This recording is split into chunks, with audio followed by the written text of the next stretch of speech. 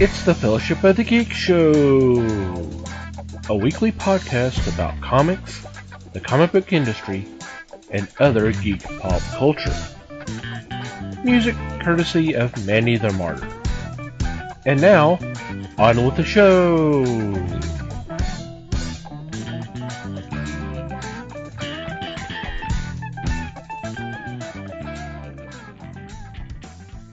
Hey there, everybody. It's the Fellowship of the Geeks podcast. My name's Thomas Chick, and joining me for this episode is Mike Marlowe. Hey, gang. Les Webster. Hello, all. And Liz Newman. Hello, everybody. And for this very special episode, we have a couple of guests joining us for the very first time, and we're so happy to have her with us. Colleen Medina from from the Figments podcast that's shown. It's on every first Sunday of the month on DallasOnAir.com. Is correct? Yes. And it's also streamed on the Figments Facebook page, and we'll have a link and all that on our show notes. How are you doing? Good. How's everybody doing? Doing okay. And also, someone we've had on the podcast several times in the past, longtime listeners will know this. Also a co-host of Figments podcast, but also a co-host on the Rank Quartet, another show that can be seen on DallasOnAir.com, which is on first and third Sundays of the month. Our good old friend Eddie Medina. Hello, everyone. How y'all doing? It's good to be back. The lesser exciting of the two guests tonight, I suppose. I noticed Thomas said, and someone that or something like that, someone that we've had on before. Yeah, we have the exciting new person and the old hat. Yeah. Daddy. Yes, Exactly. And Liz, I appreciate that. Oh my gosh. well, we're happy to have y'all on with us. How's everybody doing? Doing Delightful. great. Yeah. Doing good. Thanks for having us. This has Just been fun. Becky. Hope everybody out there is doing okay. So what's been going on in your corner of the galaxy? Oh, golly. Well, I managed to find time to watch a documentary this week. Yay. Yeah, it's on Amazon Prime, and it's called Starring Adam West. Yes. Oh my gosh, I want to watch that. Yeah. It is really good. Mm-hmm. Yes, I saw that on there. It is really, and they've got, he's involved. Several of his family members are interviewed. His agent is on this thing quite a bit. And just a ton of people. And it's essentially this kind of a biography type thing. It starts at birth and it ends that afternoon basically, and it's really interesting. He had some really tough times that he talks about, and obviously some really great times too. And so it is definitely worth checking out. Oh, good to know. That's pretty cool. Is this the one where there was the whole campaigning for him to get the star on the Walk of Fame? Yes. Or okay, all right. Yes, I have seen it. It is great. Yeah, and you're right. Just right after Batman, he really had a tough time. Yeah. He really did. But yeah, it's a great documentary. I would love to see that again. It's been a while. It's on Amazon Prime. Yeah, I'll definitely check that out. But yeah, I remember it being really good. I'm so anxious to see that. If anybody wants to delve, into the life of Adam West, there's also, as far as podcasts go, there's a Ralph Garman little two-parter podcast that he did. Ralph Garman does Hollywood Babylon with Kevin Smith. He did a 2-hour podcast with Adam West, and it probably like this documentary, you hear things from Adam West himself that you would never know if it wasn't coming from the man himself, telling these very intimate, private stories, and such a life that this guy had. So it's so amazing the things he experienced. Yep. And just kind of as a side note, that whole getting the star on the Walk of Fame thing, that campaign was spearheaded by Adam West's youngest daughter, Nina, and Ralph Garman. Oh. Uh-huh. So, yeah. he was very involved in the whole thing, and they get along real well. It's fun. Oh, I can't wait to watch that. We saw Adam West at a comic convention not too long ago, and I mean, it was not too long ago, and he looked. Well, it's 10 years. It's been about 10 years. But I mean, that's not that long ago, really. And he looked really, really good for his age, and so that was neat to see him. But he also did a Twilight Zone audio show. It was the one where the man, he drinks from, it's like the Fountain of Youth one. So that was neat to hear him in that, in case anybody listens to those. He's got one of the best voices for audio, podcasts, radio plays, whatever. He's such a good voice. He was a great mayor. Yes, yeah, that's true. He did do voice work in Fairly Odd Parents, too, as Catman. That's right. Yeah, I forgot And about that. he was also the Gray Ghost in the Batman animated series. Yes. That was awesome. Such a great voice. I mean, perfect for that medium. Yep. It's funny. I'm reminded, and I've talked about this on a previous show. Saw a video. I guess that's part of the box set for the Batman show. A snippet of a kind of behind-the-scenes documentary making of that kind of thing, and they were talking about the process of casting. They mentioned, and they even have the video, the test footage where they had Lyle Wagner, who was doing Bruce Wayne Batman, and I can't remember who they had trying out for Robin, and they were talking about the whole fact that Wagner and this other guy were trying to play the roles so serious, and then here comes Adam West and Burt Ward. They're doing the same exact scenes. They even do a kind of a comparison, just kind of flipping back and forth between the test footage, and you just see how Adam West and Burt Ward got what the hell they were trying to do, and that's why they were. And the thing is they talked about Adam West was their first choice the entire time, but they figured someone was going to say, "Hey, don't we want to look at anybody else?"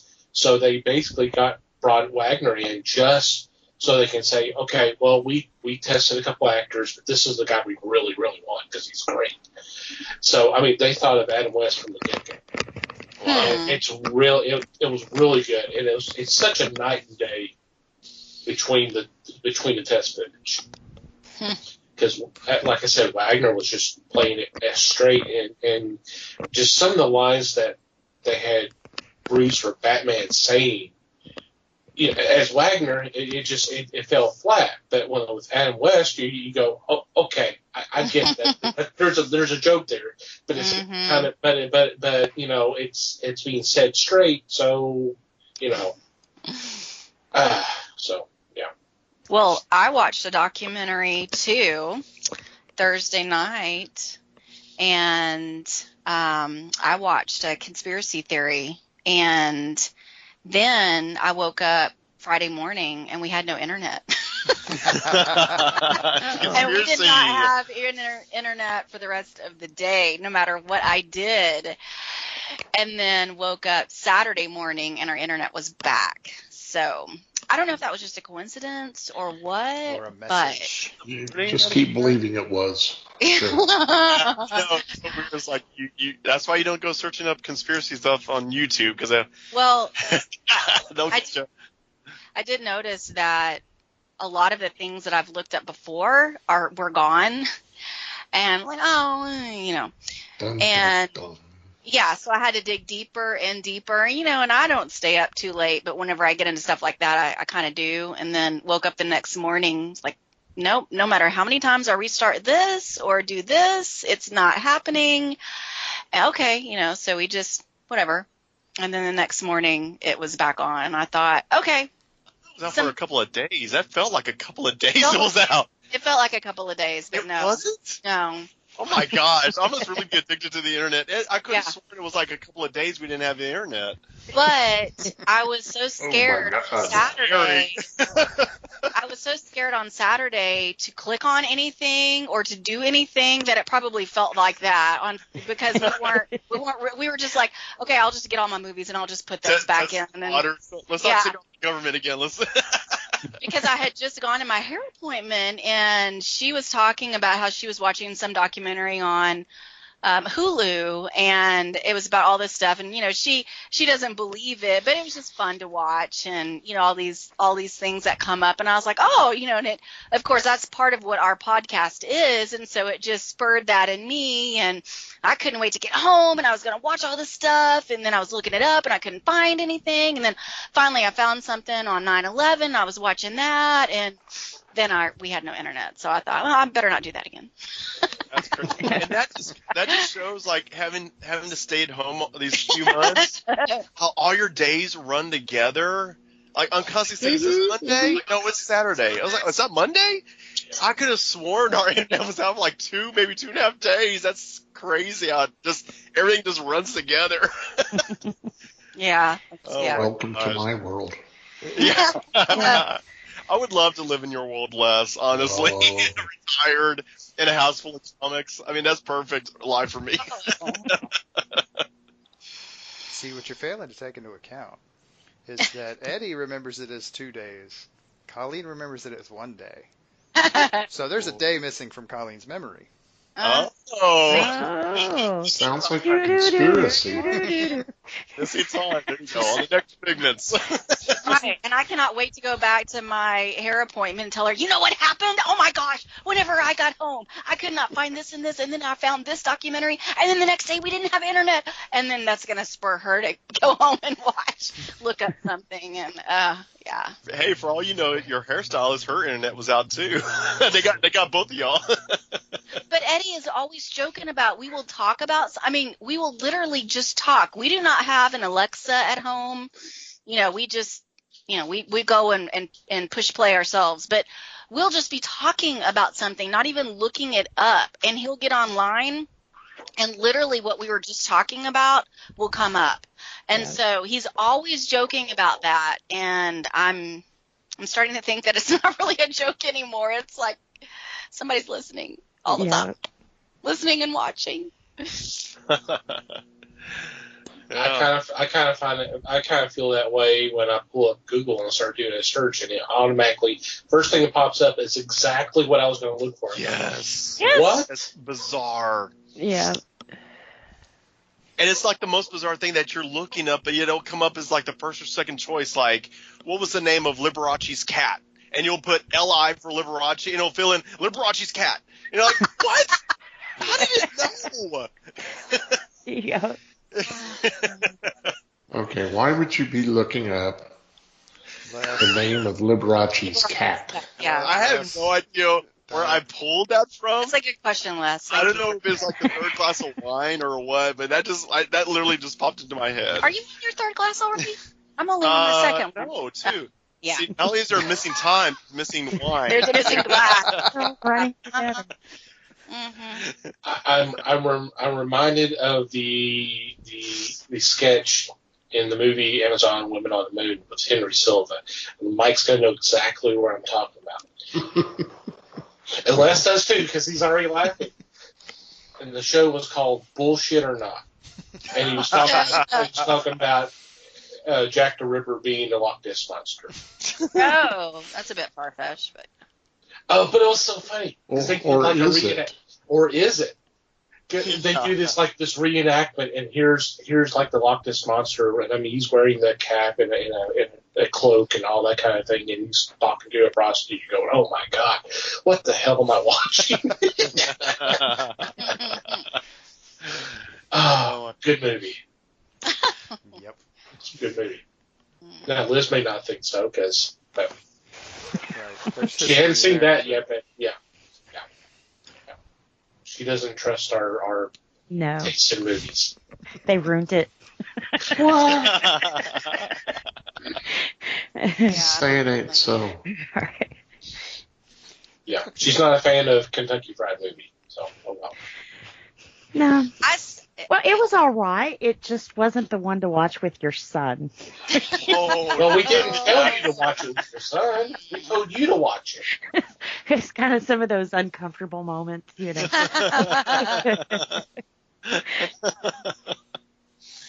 Oh goodness. Wow. I just had to keep telling him, this was Les's choice. This was Les's choice.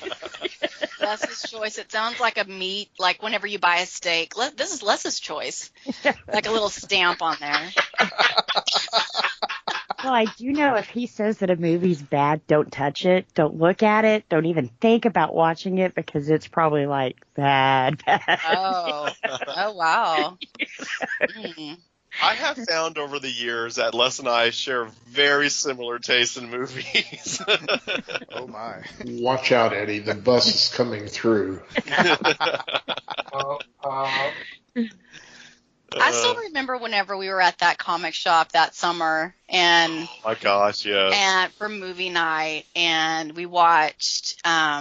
I can never. House of Shadows. Yes, House of Long Shadows. Yes, Long Shadows. it's the play 7 Keys to Baldpate. That's what I can remember. I can never remember the name of the actual movie. But anyway, and we were watching that, and we had our chairs and our blankies and our wine. Oh wait, no, that was just me. That I had my chair and my blankie and my wine and my stuffed animal, and Yeah, I was you all would share comfy. your wine with any of us. And everybody was so jealous because y'all were all sitting in those uncomfortable chairs, and I was like sprawled out and warm and comfortable, and that was fun though. That's why that was the only time you were invited to movie night. Because you didn't bring wine for everybody. Yeah. And that's a shame too. Share with Because the class. that's a movie that deserves a lot of wine. Yeah. Oh, God, yes. To make that movie Yeah. good, you got to be well into your cups. It does have some greats in it though, but you know, the main star, he could have gone for some more acting lessons. I mean, it wasn't that bad, but it was just fun. But yes, wine definitely did help. And good pizza from that place next Right. Yeah. And good fellowship. It was nice hanging around everybody and Yeah. being snuggled up in my chair. And Exactly. And we appreciate you attending. Yes. It was fun. Really. It was fun. yeah, It was a blast. wish we could have done more. Yeah. So how about everybody else? What's been going on with y'all? Well, Colleen and I had finished teaching, so we're off for the summer. Yay. And since you brought up Figments during the intro, we've actually been on a Figments hiatus for the past 3 months because of all this. Because after Cole and I did an episode of Rancor through Skype and trying to run it through Dallas On Air's system, it was so miserable. I told Colleen, it's like, you know what? Let's take a hiatus with Figments until this gets straightened out. But we're looking at maybe coming back in July. So we're hoping that happens. Cool.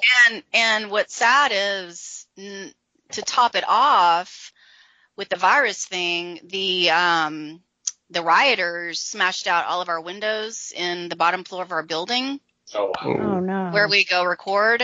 And so they boarded those up pretty much immediately. And so they were out of commission again for a little while, but now they're back up and running. So that's good. But yeah, that was like to top it off, something else happened. Yeah. So hopefully, like what Eddie said, that we'll be back in July. That's cool. Pretty low key so far. I mean, We got a new grill and smoker. oh, that's true. Yeah. And I have become the grill master. It has been It's- so much fun to go out there. Hold on. Let me take this one for just a moment. Oh, So- excuse me. We're heading into year 16 of our marriage. And in those 16 years, let me tell you who's been doing all the grilling. And I'm talking about washing the grill, getting it prepped, and occasionally Colleen does have fun, preparing the charcoal and the kindling and all Y'all that. make the fire because Eddie always wants to be Occasionally. a Fred Mertz and like he'll put on like 2 things of charcoal, like literally a little square and another little square, and then light it, and then he'll gripe because it won't stay lit. You know, like in, have you ever seen Scrooge, where Ebenezer Scrooge puts it like one coal into the furnace at a time to barely have any heat going? That's me. I'm like, Yep. I have like 5 pieces of charcoal because I'm trying to make a bag last for like the whole summer. And then Colleen will fix it and put like the Mount Everest of charcoal briquettes. And I'm thinking, what are you doing? That was supposed to last like the whole year.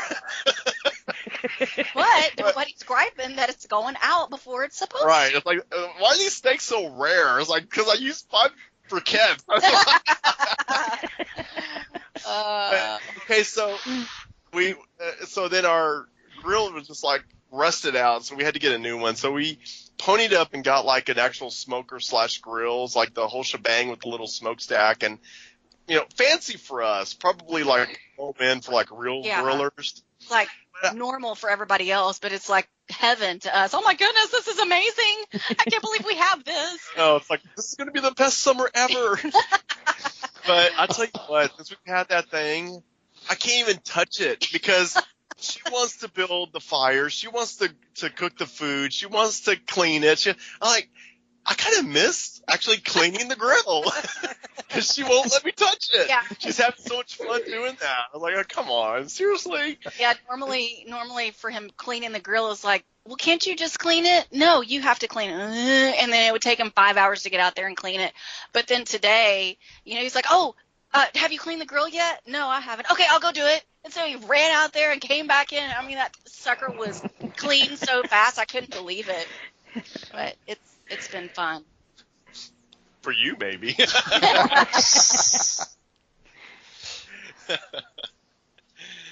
I'm coming up on 26 years of marriage, so I feel you.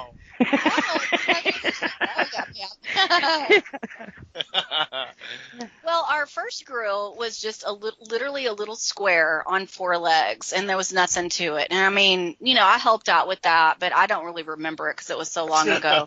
And then our second one was barely a step up from that. It had a little tray on the side, and then inside it had a little grill that you could put veggies on.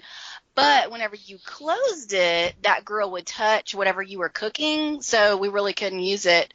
And I would build the fire in that, but it really wasn't anything to get excited about. It just wasn't exciting. And, growing up with a dad who loved to grill and loved to smoke food and all, I wanted that grill, and I feel like we finally have it, and I'm trying to take advantage, and I'll get my beer or my wine and sit out there, and it's blistering hot, and but I'm in the shade, and I've got mosquito repellent on. I'm getting Eddie to come out there with me, and so it's nice just having the grill going and sitting out and talking and stuff. Oh, here we go. What is it now? I will say this. Now, before, I always had, I took up smoking cigars like a couple of years ago. And I do it in moderation so as not to worry Colleen or anything. I have like 1 a month. So I always think, oh, wouldn't it be cool to have my cigar while I'm out there grilling and, and taking care of business? Well, I'll tell you what, I'm always like running back and forth so much. Like between like getting the food inside, coming out, going back and trying to get the veggies on and watching the fire, stoking the fire. And then I'm done grilling everything. And before I know it, it's like, oh, I never had my cigar. It's like it's still wrapped up inside. And it's like, I'll say this. It's been nice, actually. Colleen has taken lead on the grilling. And it's like, I've like pulled up my chair, I've had my cigar while she's doing the cooking. So that has been nice. I know that sounds like really chauvinistic, but she wants to do it, and I'm thinking, well, this is giving me the time to actually smoke a cigar now while the grill's going. So that's been kind of nice. Cool. It's part of that conspiracy. Right, exactly. Oh, gosh. How about you, Liz? Well, I really don't have a lot this week. Oh, boy. I know. Here we go. That could be good or bad. 40 minutes later. Right. I had to watch the movies. I knew we were going to have experts on tonight, so I didn't want to look totally stupid. So I did get all the movies watched, but I've kind of been. I really don't want to bring up too much of it, but I guess everybody's heard about the Diamond DC thing. And before I have formed an opinion on that, I've been reaching out to some of the local comic book stores and getting their opinion on it and seeing how it's going to affect them, any blips and that kind of thing. So next week, I'll have a lot more to talk about. Yeah, I've had a couple reach out to me, just going, "Hey, did you hear about this?" I'm like, "Yeah," and kind of went over it with them. And the thing that it seems like a lot of the retailers are really pissed off about it is they found out a few hours just before it hit the news. So they had no warning. They were blindsided about this. And it's effective immediately. Yeah. See, I've been talking to, I've been bugging the guys at Red Pegasus. And I asked Gabriel, because he had sent out an email, stating their decision and that kind of thing, but not really what they were going to do, And so I had reached out to him, and it was like, so he wrote up a really nice letter. I think I forwarded it to you, Thomas. Yeah. And it's changed my opinion a lot because I see how it's affecting people. I mean, of course, anyone who knows me, when it comes to Diamond, I'm like, burn, baby, burn. I have a very strong opinion towards Diamond. But for one, I have to keep in mind not everybody had the experience that I did with them. And it's just the timing of all this is what sucked. We have stores barely hanging on right now who were trying to keep things going until Diamond could figure out what to do. And, now that things are kind of somewhat looking normal, now they're hit with this.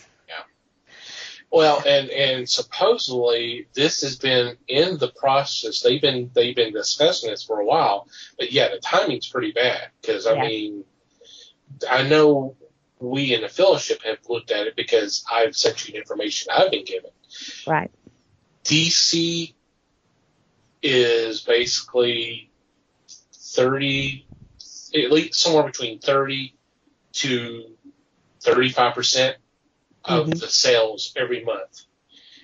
Diamond's losing that. Big time. And so, it's not just going to be DC because, okay, if I had 20,000 books by 12 different, well, I know that's a low number, but by 12 different people, now all of a sudden 35% of this is pulled out. I can't give the rest of those people the discount because 35% of that's now gone. I'm not getting it as cheap anymore, So it'll be curious because Marvel's already dropped 7 of their titles to digital. And then with this announcement, DC dropped down 3 of theirs to digital. So I don't know. I'm hoping we can get a bounce back, but I don't know. Well, and I know there's some people out there that are going, okay, well, things are going to be better because it's not Diamond handling it. But I've seen some retailers going, they're already having problems now with the replacements because these are the distributors that are going to be doing the books are the ones that have been doing it for the last couple of weeks already, and they're already having issues. And as one of my retailer friends had told me, these are competitors. One of these distributors is owned by Midtown, the big comic book store in New York. So basically, retailers are going to be giving comic book store owners are going to be giving money to other comic book store owners so they can stay in existence because DC's pretty big.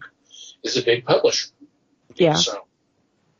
So some store owners are not exactly happy about it, especially the one that reached out to me to find out if I heard about it.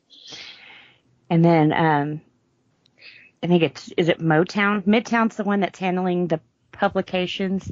And Motown right now is so pissed off that they're like 50% off everything DC. Get it the hell out of our store. We don't even want to look at it. We don't want to think about it. So if you're in the market for DC stuff, your local guys are pissed off, But yeah, like I said, I kind of want to get a couple of more opinions to see what the general, because not a lot of them are telling their customers, which of course, good business, you don't. Man, this sucks. We're going to have a lot of problems doing this, and it's going to cost us now to get DC in your hands. They're not going to tell their customer that, So it's inviting different problems because with Diamond, everything was online. So now all of a sudden the DC stuff has to be handled differently, which as the retailer friend was telling me who knew of my experience working in retail, we were using a particular software. Mm-hmm. That software is going to have issues now because they boasted, hey, everything that's in the Diamond previews isn't on our software. Well, now that's not true because all DC's being named out. Yep. So now the retailers are going to have to figure out a different way to be able to handle the orders for the DC books. But he was telling me DC comics make up 3% of the sales. So he may just drop all the DC books. Yeah. See, and I've heard some talk like that too. Not necessarily all DC stuff, but single issues. They're like, it's not going to be worth it. Maybe graphics will be a little bit more, or statues, that kind of thing, but singles are, I think that's where it's going to start costing stores. Yeah. So we're obviously, as we're recording this, it's still kind of fresh, so we'll be seeing the fallout here over time. But yeah. And like I said, I'm trying to get some facts put together so it's not just an emotional throw up on everybody that I'm so good at doing. As the guy who's going to have to edit that potential throw up, I appreciate the fact that you're trying to get your thoughts organized first. So that's pretty much it. A lot of drama this week, but hey. What else is new, right? Yeah, day in the life. So how about you, Les? Do I really want to follow this? You never want to follow it, but you always end up. You never do. First, as far as DC goes, I found out that DC was allowing stores to sell their product on Tuesdays. Mm-hmm. So that is a major problem with what's going to go on. A lot of stores are getting their stuff at 11 o'clock in the morning. Others are getting theirs at 9 in the evening. Mm-hmm. So, and that's on Tuesday. So they are in big trouble. Now for the week, I went the route of musical documentaries. And I found 3 that I really liked. One was Paul Williams' Still Alive. I've seen that. And that was fun. Although the guy that did the documentary was so out there, he didn't focus on anything properly. You noticed that, huh? Yes. It was so disgusting. It was tough to follow. A second one I think you may have seen also, Thomas, was Chicago, the Terry Kath experience. Oh, it was great. Yes. That was fantastic. His daughter came forward and did a documentary about him. Mm. And just to hear the music and hear the statements made by band members and others, like Joe Walsh. I just was so rapt when Walsh was speaking. And the third one was anniversary release of Pet Sounds by the Beach Boys, in which they went track by track and it explained what was going on and how Brian Wilson was composing each of the songs. It was 3 great watches, and they were all on Amazon Prime also. So if you get a chance, take those in. Yeah, the thing about the Kath documentary was she was just a baby when he died, so she never knew him. So everything she's learned has been through the stories and the music. And the documentary not only focuses on her hearing stories and trying to put everything together, she was also trying to track down his Telecaster that had all the pig nose stickers on it, and she found it. Do you remember that, Les? Yes. Yeah, that's a great documentary because it talks about it, how it's so funny. It seems like he is the most. I still think that he's very underrated as a musician because everybody, when you hear the name, you automatically think about the horns, or you may think about Peter's song voice. Right. But you have all these guitars, and I see it here online when I read any kind of anything referring to him. You talk about Joe Walsh, they're going, "Oh my God, he was so incredible." You talk about listening to the music and go, "How the hell did he make that sound?" And these are phenomenal guitars, and they're going, I don't know what he did. I don't know what he did. It was nice to get the response of Jimi Hendrix, stating that Terry Kath was the most phenomenal guitarist he'd ever seen. Yeah, I need to send y'all a link to a podcast that was shared by oh God, I'm so blanking. Kenny Cetera, it's Peter's brother, who I'm Facebook friends with. He shared this a while back. Peter did a podcast. It was November of last year, I guess. And he does a lot, and they go over a lot of this type of stuff. They talked about the night Hendrix found him. They were at the Whiskey Go-Go playing, and they're just performing, and someone noticed at the back of the room, someone walked in and were going, "Oh shit, that's Hendrix, that's Jimmy," and they were kind of starstruck. But they kept on playing, and then when they took a break, went back to the dressing room, Jimmy went back there and go, "You guys are phenomenal." And supposedly he was going to use the horn section for his next album, the next album he was going to do. But that never happened. But yeah, some of the stories are great. Talked about Janis Joplin. They opened for Janis Joplin, and Joplin tried to convince, apparently from what Cetera was saying, Joplin was trying to convince them to become her band. She wanted them to be her backing band. And they're just like, yeah, we kind of want to do our own thing, but thanks.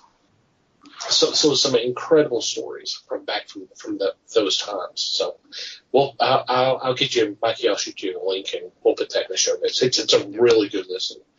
It was very eye-opening because he also talks about his departure from the band, and it's not what you think it was. So I'll just say that much. It did not go down as some will let you believe. But yeah. Definitely check. I need to see that Pet Sounds documentary. I've not seen that. I definitely want to watch that. I'm not gonna lie, I just added that to my watch list. Yeah. Yeah. I'm going to bore everybody because I really hadn't done too much except for continue continuing my love affair with the Wild West role play that I've been talking about for the last few weeks on Twitch. Some very compelling stories. I just cannot hype these role players up enough. There's amazing people. They're amazing role players, and they're so friendly. I've become friends with a handful of them, and it's just been a wonderful experience.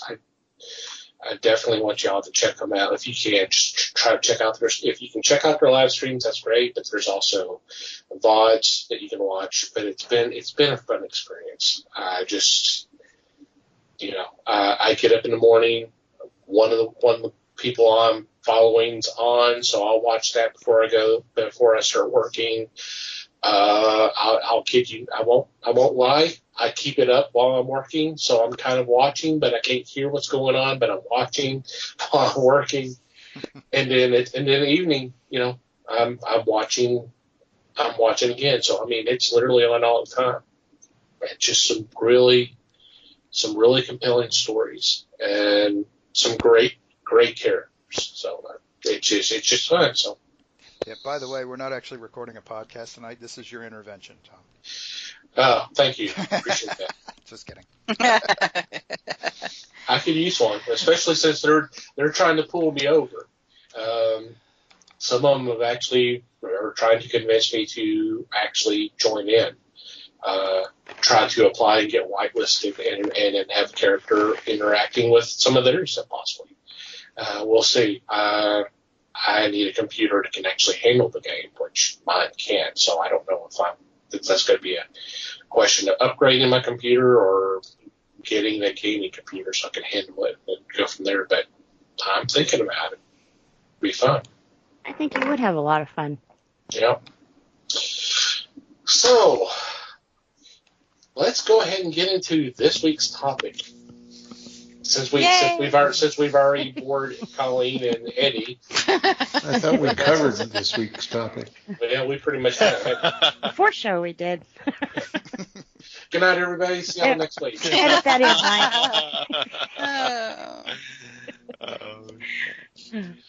Mike. We wanted to bring Eddie and Colleen on because we want to talk about one of their favorite movies. Maybe one of their favorite movie franchises. Maybe one of them. I didn't say the favorite. I just said one of them. Yeah, definitely one of them. But I don't know about franchise, but just definitely one of my favorite movies. Okay, definitely. Okay. This is the 45th anniversary of the release of Jaws, the Jaws 1, the film based off the book by Peter Benchley. Mm-hmm. Which I will admit I have not read the book. Has anybody read the book? I'm sure y'all have. Nope. I have. Okay. I just found out there was a book.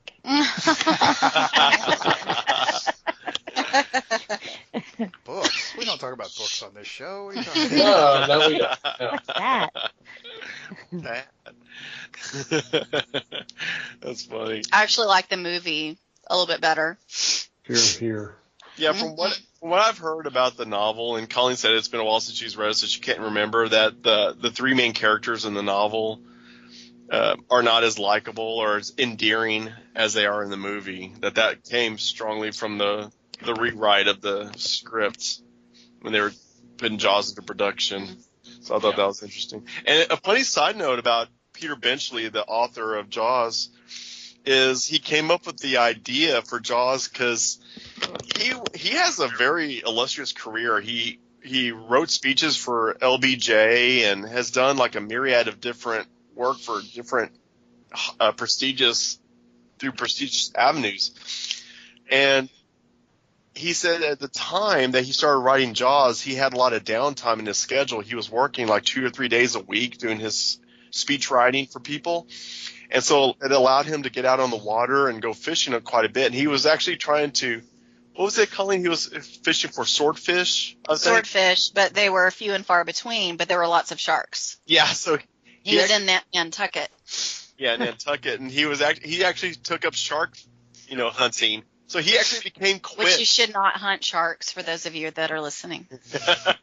he actually became a Quint, in real life, and that's what inspired him to write Jaws. And I thought that's crazy interesting. I wouldn't. Yeah. That's just something recent I found out about him. He wrote Jaws because he was in the water, and after seeing Jaws, I won't get in the water. Yeah, I read it right before I went with my family one of the times, and I did not get further than either knee. I think it was waist deep. I think I ventured out further than knee deep, but of course they can come in, 3 feet of water. Yeah. I think it was waist deep that after I read it. But then these last couple of times that we went, I just went out there. I was shark bait all day long. I was like, you know what? I'm here, so I might as well try to make the best of it. It's funny that you say that. Last summer, the last time we went to the beach, we went to South Padre Island, and we were in the water. We had been in the water all week, and of course, you can't help but to think of Jaws. But you also want to experience the ocean, and also we're out there. And then we hear a commotion, an ocean commotion. We hear a commotion not too far from us, and we see people gathering around this guy walking out of the water, and he had been fishing, I don't know, Colleen, what do you say, like about 30 yards, 40 yards away from us? Yeah, probably. About 30 yards away. And he had accidentally caught a small hammerhead shark. Mm-hmm. And it was, and took the hook out and was carrying him by the tail to go back in the water. We're like, that's a freaking hammerhead shark. And he went as far as he could and flung that thing into the ocean and boy hightailed it out of that water as fast as he could. And then we're thinking, dude, maybe you shouldn't be fishing where all of us are swimming because you're drawing in the sharks. Yeah, that'd be nice. That'd be nice. Yeah. He also caught a pretty big stingray. It was. Oh, that's right. Yeah, it was probably, I don't know, three sizes of three dinner plate size put together, if I remember correctly. It was pretty big, and of course he let that go. But yeah, apparently the hammerhead was just about that size. The hammerhead, both the hammerhead and the stingray they think was about a yard in length, and so I thought, oh my gosh, 20 feet long. Shark, yeah. And amazingly, he was able to carry it with one hand. Yeah, exactly. It's not his first shark. Would have been my last. Just for the record, you're more likely to get killed in a car wreck driving to the beach than you are to get bit by a shark on the beach. Right. Come on, exactly. I know. There was Depends if the shark is driving. As long as it's driving a stingray, it's okay. I'm sure they come closer than we all imagine, because 10 years back I went to Florida with a group of people, and we were there the whole week, and our shuttle driver on picking us up for the airport was bringing us back, and he said, yeah, just the day after I dropped y'all off, there was a shark attack right there on y'all's beach. And we're like, what? Yeah. One of the times we were down in Padre with my family, whenever we left, there was a shark attack. And one of the times that we were down there, I actually was being circled by something. I wasn't even far out, but I was kind of not by myself, but there wasn't a whole lot of people around me for some reason. And something was circling me. And then whenever it touched me, it felt like sandpaper. And I thought, yeah, so they're there. Yeah, it's crazy. Just checking me out. But it's funny, Jaws is one of those movies I saw as a kid. I think we actually saw it in the drive-in theater. Back when the drive-in was still pretty big. That would have been cool if it would have been on the lake. They've done that. I know, and we missed it. The first time I watched it was at a public swimming pool. They did a movie night. Yeah. Oh, it's fun. Was this to instruct you not to run? Right. Throw you in the water. Oh yeah, that was just one of those movies you kind of grew up on, and of course I liked the movie. If it would come on one afternoon on the weekends, I would sit and watch it. But it was few and far between I would actually sit and watch the movie. But it's just one of those things you grew up, knowing Jaws and can't even remember if I ever even saw the sequels as a kid or even as a teenager.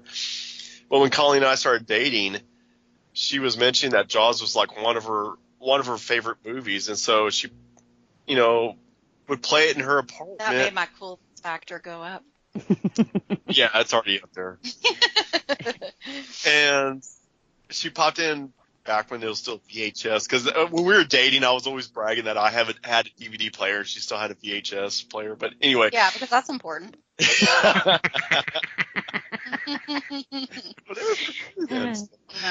And so she popped in her VHS. I was like, oh my gosh, I hadn't seen Jaws at that point. I hadn't seen it in 10 plus years.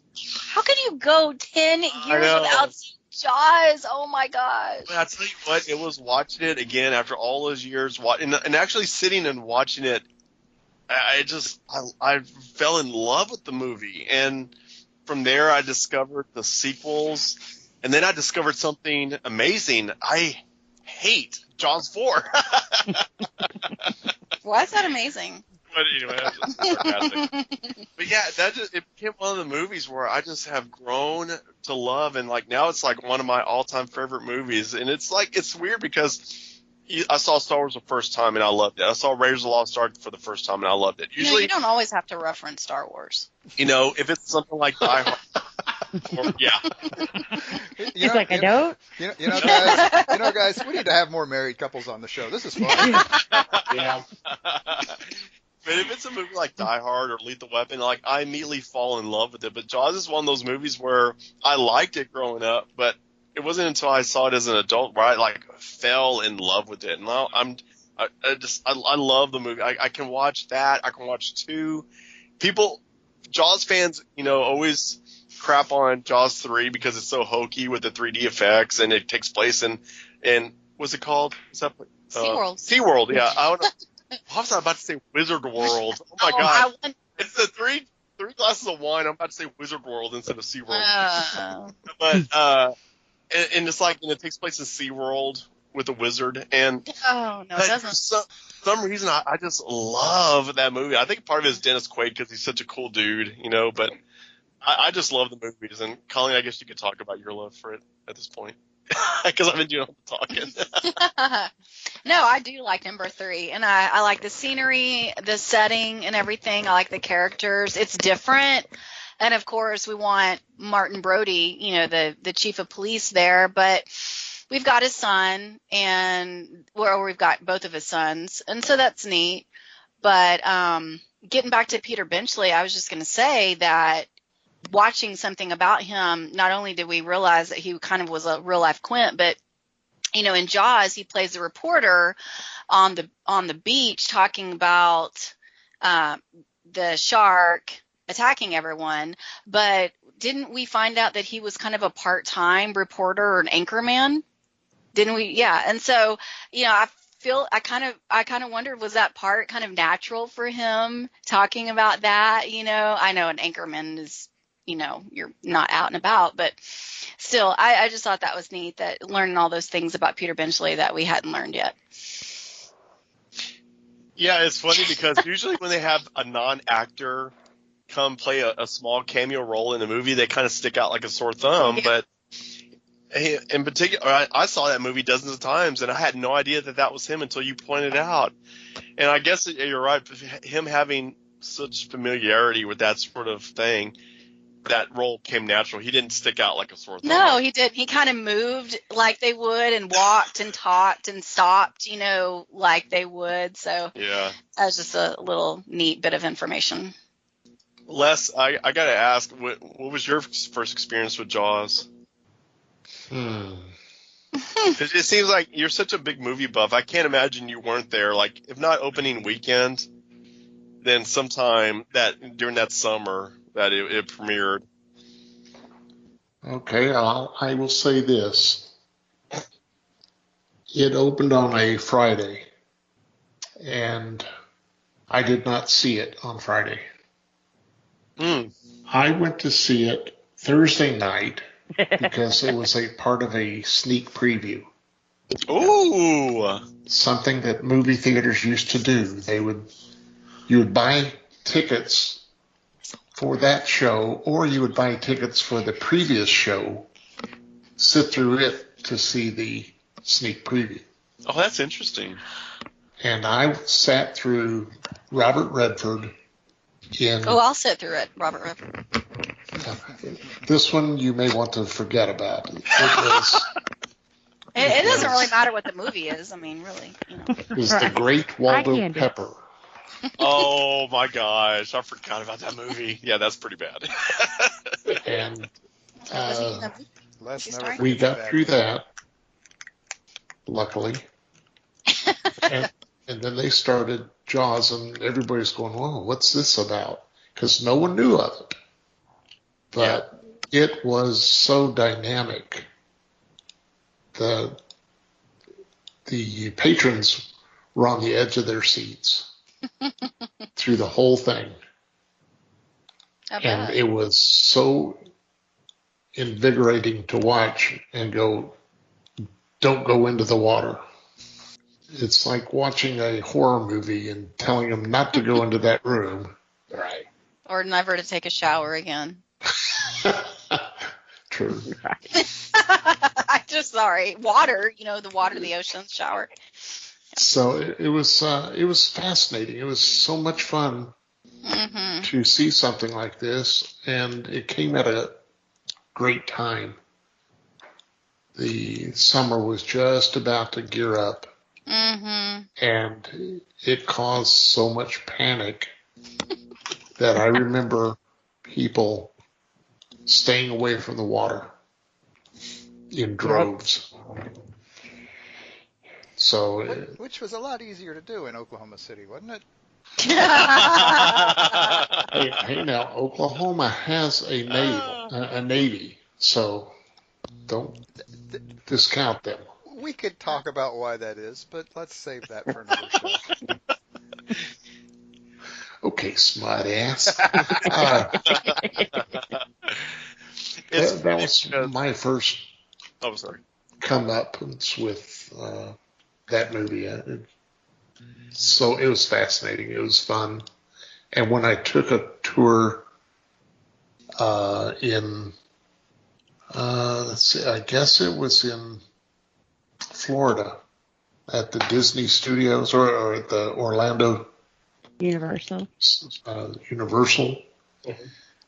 If you took a tour there, they drove you by a body of water. Back behind it was a mural of sky. This is where they filmed the McHale's Navy and the scenes of Jaws. And if you watch Jaws and there's this ocean scene and you look at the back and you go, that sky hasn't moved. So it's kind of fun, but yeah, it's the movie has marked me for life, and I loved it.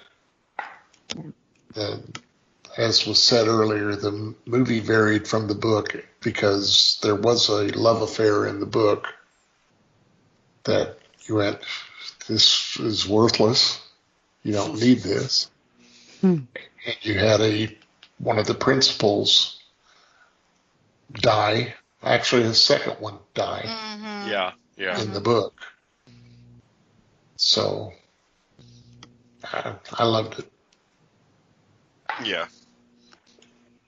It's crazy when they change up the stories that way. Like you were saying, it was, I believe, Hooper that dies in the book, and Brody's the lone survivor of the three. And it's like, when you go to read Jurassic Park, it's the same story where we all love the character of Ian Malcolm, Jeff Goldblum's character. But he dies, I believe, in the Jurassic Park novel. It's crazy. Yeah. It's like, why would they do that? But they don't have the foresight that once this is translated into a movie, it's going to be a fan favorite, character. Yeah.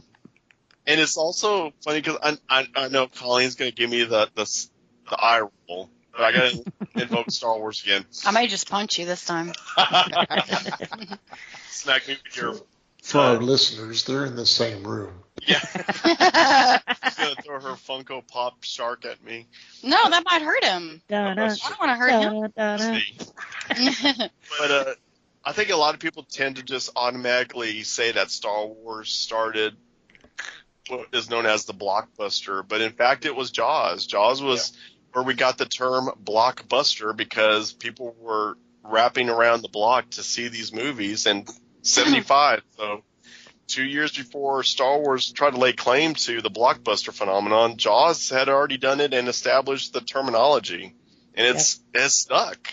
And I think that says a lot about this movie. I agree. I think it's one of those that you watch and it's so close to reality that it could happen, you know? And that adds to the scary effect of it. Oh, of course.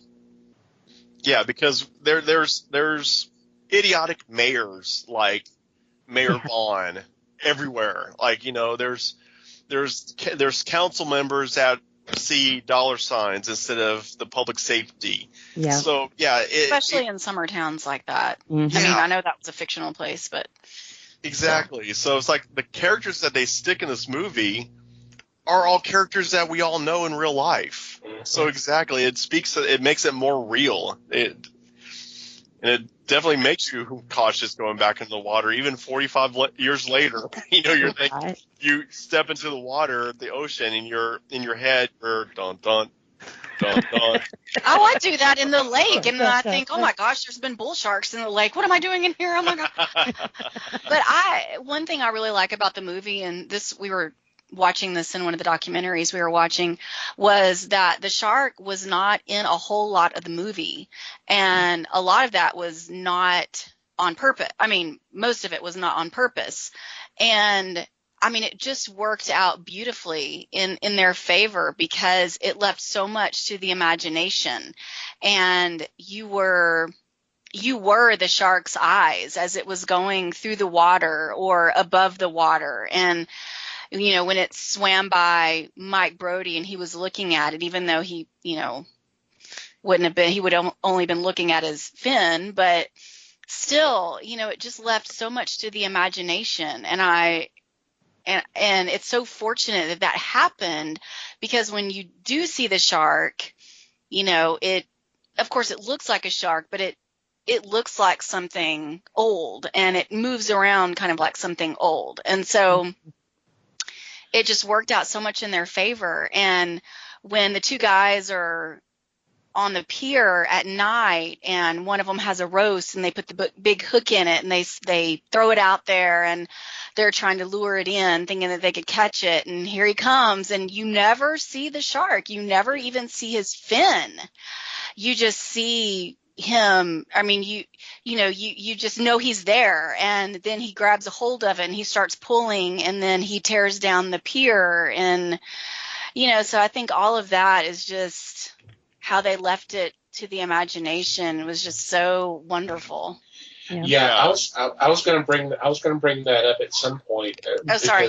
No, you're fine. That's great. Because there was, I mean, they were having technical issues with the mechanical. So they couldn't use it a lot of time. But you're right. It's effective that it wasn't seen a lot. Even when it was seen, there wasn't much. That you had the incredible John Williams score. So you hear that theme. So just a scene of open water, and you hear that theme. You're going, it's nearby. Yeah. That's enough. Yeah, That was somewhere. enough. Right. You're going, oh shit, it's here. I don't see it, but it's got to be here because there's the music. Yeah. And when the music's not playing, it's not there. Everybody's safe. Yeah. Mm-hmm. But I also love, and I knew this before the documentary, but Roy Scheider, who obviously plays Chief Brody, they ad-libbed some of their parts, and I know one, and probably we all do, one of his parts is the famous line whenever he first sees the shark, and I think they all first see the shark. It's him and Hooper and Quint on the boat in the orca part of the movie. and he says, "You're going to need a bigger boat." And Quint just looks up, like he just snaps his head over at him so fast. And I just think he wasn't expecting that, and that was just so cool. And they were talking about how he ad-libbed that. And I mean, he is just, of course, Brody is scared of the water, but you just look at him and you look at him saying that, and afterwards, and you look at Quint looking at him, and you just think, oh my gosh, here's this giant of a shark in the water, and the chief of police is scared to death, and the actor's ad-libbing the part, and the other actor didn't see it coming. Things like that are neat and funny. I didn't know that line was ad-libbed. That's pretty cool. Yeah. Cool. Oh wow. There's a lot of things you don't know. Wow. But going back to something you said earlier, Eddie, you were talking about how some of these characters are relatable, especially the whole thing with the mayor and, oh my God, we got to have the beaches open, otherwise our economy's going to be ruined. Mm-hmm. Everybody's aware of the current situation. Yeah. Mm-hmm. And with the push of the governors and other elected officials saying, okay, it's time to open up and everybody get back out there, how many Jaws memes did we see with all that? Yes. So. Oh yeah. Mayor Vaughn is making the rounds. He's trending, as the youngins will say, as the millennials will say. He's trending right now. He's what? Trending. Oh, trending. Yeah. Oh my gosh. In the first movie, I can understand him going, well, we don't know. But in the second movie, he's got to convince you again that there's a shark out there. It's like, he's got that. Yeah, he's got that picture of the up close and personal picture of the shark. I mean, it's his eye and his nose, and he's like, oh no, that's not a shark. No, that's a fish. It's a guppy. It's a guppy with a thyroid problem. It was a boating accident. Right. I mean, there's just so many just classic moments in that first movie. When I mean, I'm not sure if we're trying to go chronologically through the movie or just skipping around, but easily one of the most, even now, having seen the movie dozens upon dozens of times, the part that always makes me hold my breath is at the end where, I mean, the orca is just sinking. It's nearly underwater, and one of the few things still poking out is the mast. And there Brody is climbing across the mast with his rifle. And I'm thinking, in literally another minute, that thing is going to be completely underwater. And you're thinking he has one chance and one chance only to get this shark finally. And, not to go through every beat of that scene, but that scene will make me hold my breath every time I watch the movie. It's so effective. It's so just, oh my gosh. If that was me, I would have passed out. I would have just passed out and just fallen in the water. It's like, okay, Bruce, you can eat me now. Yeah, I'm yours. Yeah. One of my favorite scenes is Brody and his wife, and whenever it's their oldest son's birthday, I think the next day, and you can see the sun is setting, and they probably just had dinner, and they're in their little I don't know, sunroom or whatever, and you see the ocean and I just, my mouth waters every time I see the scene, and you look through their windows and you see the ocean right there, and I just look out my window and there's not an ocean, and so my mouth is just watering. But she hands them their after dinner cocktail, and he's looking through this shark book, and she grabs it from him, and she said, you're not even going to be able to get to sleep tonight. And so they're just kind of relaxing, and I think one of them asks where the kids are, I think he asks if he saw his present. She said something about him sitting in it, and then he starts freaking out, and he gets up and he's yelling at him, and and who is telling the story? I'm telling the story, okay? And so, you realize that the president is his little sailboat, and he's sitting in it, and then the younger son is just sitting on the little dock there, and it's tied to the dock. He's not going anywhere, and the mom's trying to convince him that he's okay, and he'll probably never go in the water again because of what happened to Alex Kintner. And then, so Brody kind of calms down. The next scene is Ellen, she's looking at the book, and it shows the shark jumping out of the water onto the back of the boat, exactly what happens in the end of the movie. And she she slams it. She's like, Michael, did you hear your father out of the water now? No. Oh, I've got that memorized. Oh my gosh. Anyway, so she's yelling at him, trying to get him out of the water. And I think that's just a classic scene in the movie, because he knows, the backstory and the behind the scenes and all that, and he's not really telling everybody. And she's like, well, it's okay, and he probably will never go in the water. And then she's seeing that picture and what the sharks can actually do, and she's like, get out of the water now, And then talking about the characters and how they are endearing, and they're also different from one another. Of course, you got Brody, who's, the chief, family man, and then Hooper is, the younger, scientifically driven, brains of the operation. Without him, he loves sharks. Yeah, he makes sure he points that out. If it wasn't for him, they wouldn't know the things that they know about the shark, because if it was left up to the coroner, it's like, oh, it was a boating accident. It wasn't a shark. What's wrong with you? And, of course, you have Quint, who, oh, my gosh, they're just rough and tough as nails and brash. But makes his own moonshine. Yeah, it makes his own moonshine. And it just has this reputation in the town of just no-nonsense kind of guy. And probably in real life, not the type of guy you'd want to, go have a beer with, because he probably would have just, who knows, may not want to have company around. But, through the eyes of the viewer watching the movie, you're just thinking, oh my gosh, what a cool character. I wouldn't want to cross paths with him, but, what a cool character to see in the movie. I mean, they just did so well with, like I said, not having read the book. I don't know how they were in the book, but, I think that speaks to the strength of the screenwriter, that he was able to adapt it in such a way that would make them a little bit more likable and relatable to the audience. And if I remember correctly, Richard Dreyfuss and Robert Shaw did not really get along that well. And I think it was mainly Robert Shaw kind of picking on Richard Dreyfuss, like that banter in the movie was for real. And when Hooper is climbing up that ladder, making the faces and sticking his fingers in his, in his mouth at him, I think all of that's kind of for real.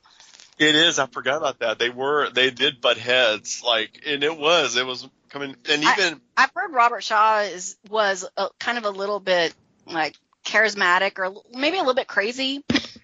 Well, I think it even came from his son, because his son has spoken about a lot of the behind the scenes stuff.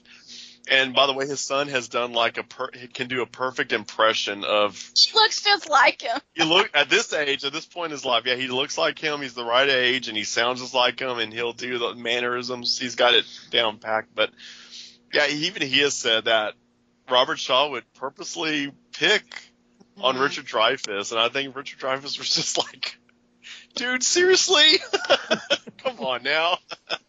Can we just do our job and collect our paychecks and whatever? It's interesting. It's interesting that Hooper never came back for the sequel. I wonder what the story is behind that. If they just he just got too big, Richard Dreyfuss. I mean, but Jaws was big. Well, I know, but some of the actors are like that. But at least Brody was talking to him on the phone in the second one. Or he wasn't talking to him on the phone, but I think he was calling him asking for him, and I think they referenced they referenced him. Yeah, that was an early role for Dreyfuss. I mean, that was before he even got the Oscar for Goodbye Girl. Yeah. So he came into mind. So it could have been just a timing issue or whatever. Who knows? Yeah. If anyone's ever seen the the new Piranha, not the original Piranha, but the remake Piranha. The 3D. Yeah, he is at the. I think it's the beginning. Opening scene. It is. And okay. And he's actually drinking from what I can see and what I've heard. He's actually drinking the same label beer, and his name is Matt. But they don't call him Hooper. They call him Matt, which that was his first name in Jaws. And he's singing the same song, too. Yeah. Thank you for spoiling. Whose story is this? That was Now I right have at to the start knees. over. And Start he over. was singing the same song. I'm just Have you seen the movie Piranha? Yeah, so I thought that was neat that they threw even though it wasn't on the ocean, it was in a lake there. I thought that was cool that they did that. Yeah, he was too big to do Jaws 2, but he wanted that paycheck for that cameo in Piranha. But I mean, that was so much, further along know. his career, of That's funny. course. That's funny. Yeah, that was neat to see him not officially come back as Hooper, but we all knew that was Hooper. Yeah, I think he even had on a cap Yeah. and then maybe a jean jacket. Or He was I'm basically, stretching he that. was basically if he wasn't Hooper, he was a Hooper cosplayer. Yeah. Let's not. What's your Thomas, thoughts, what do you Mikey? remember? Oh, go ahead. I was just saying, what do you remember about it?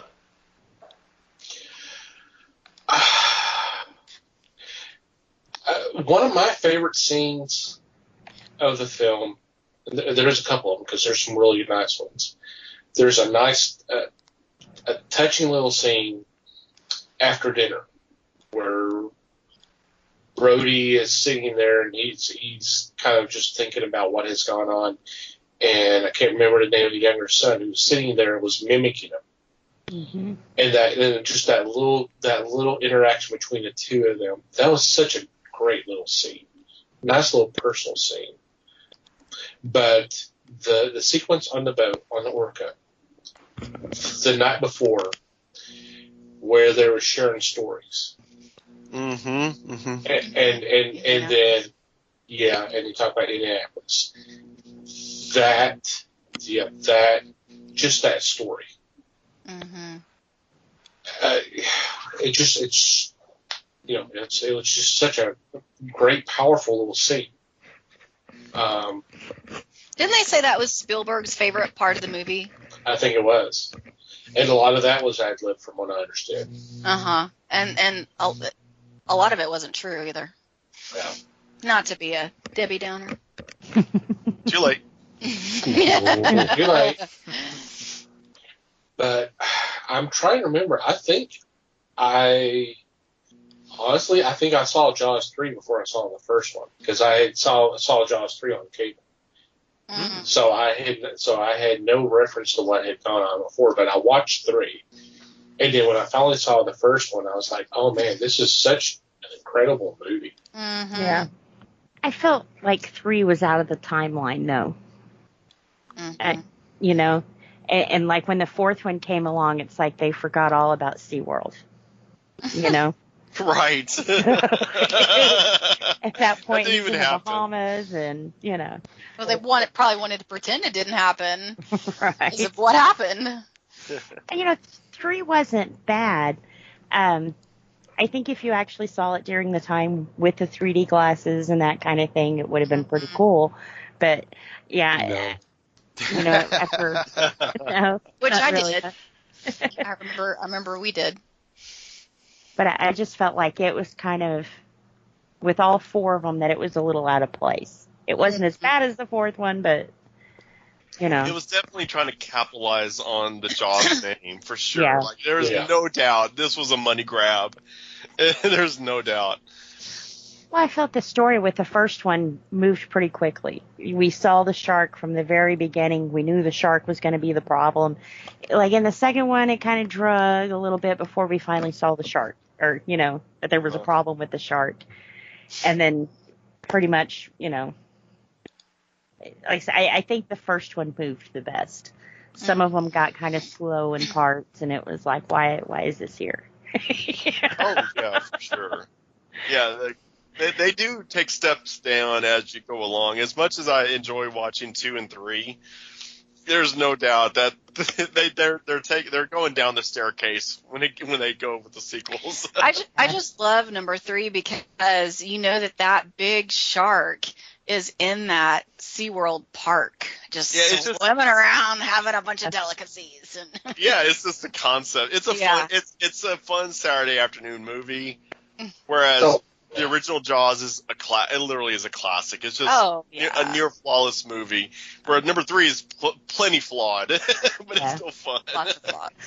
Well, they kind of made it seem like, oh, we killed her baby, and I just I don't know if sharks think that far past. No, I don't think which is why the 4th one was kind of like, what? He followed them to the Bahamas. Right. What? I know. It's like, this is like the Liam Neeson of sharks. He's gonna find you and he's gonna kill you. Yeah. And I guess she developed telekinesis there at the end, or He had his GPS tracker. Yeah. Right. Exactly. I mean, don't sharks lay their eggs and then move on? And then when sharks are born, when they hatch, they're ready to be a shark. I mean, they're ready to go. I'm sure, yeah. Do what? I'm pretty sure that's the way it is. They lay them like deep in the coral, so they're protected until they do hatch from the egg. In a mermaid's purse. A Little Mermaid's case. Don't look at me like that. That's what they're called. Are they really? Yes. Just go with it, Eddie. New every day. And so that one where it's mother did or whatever, and it's like, no, not with the shark. No, I don't think they think like that. Yeah. No. And isn't that also the plot to Orca? I mean, who's still his wife? He killed his wife.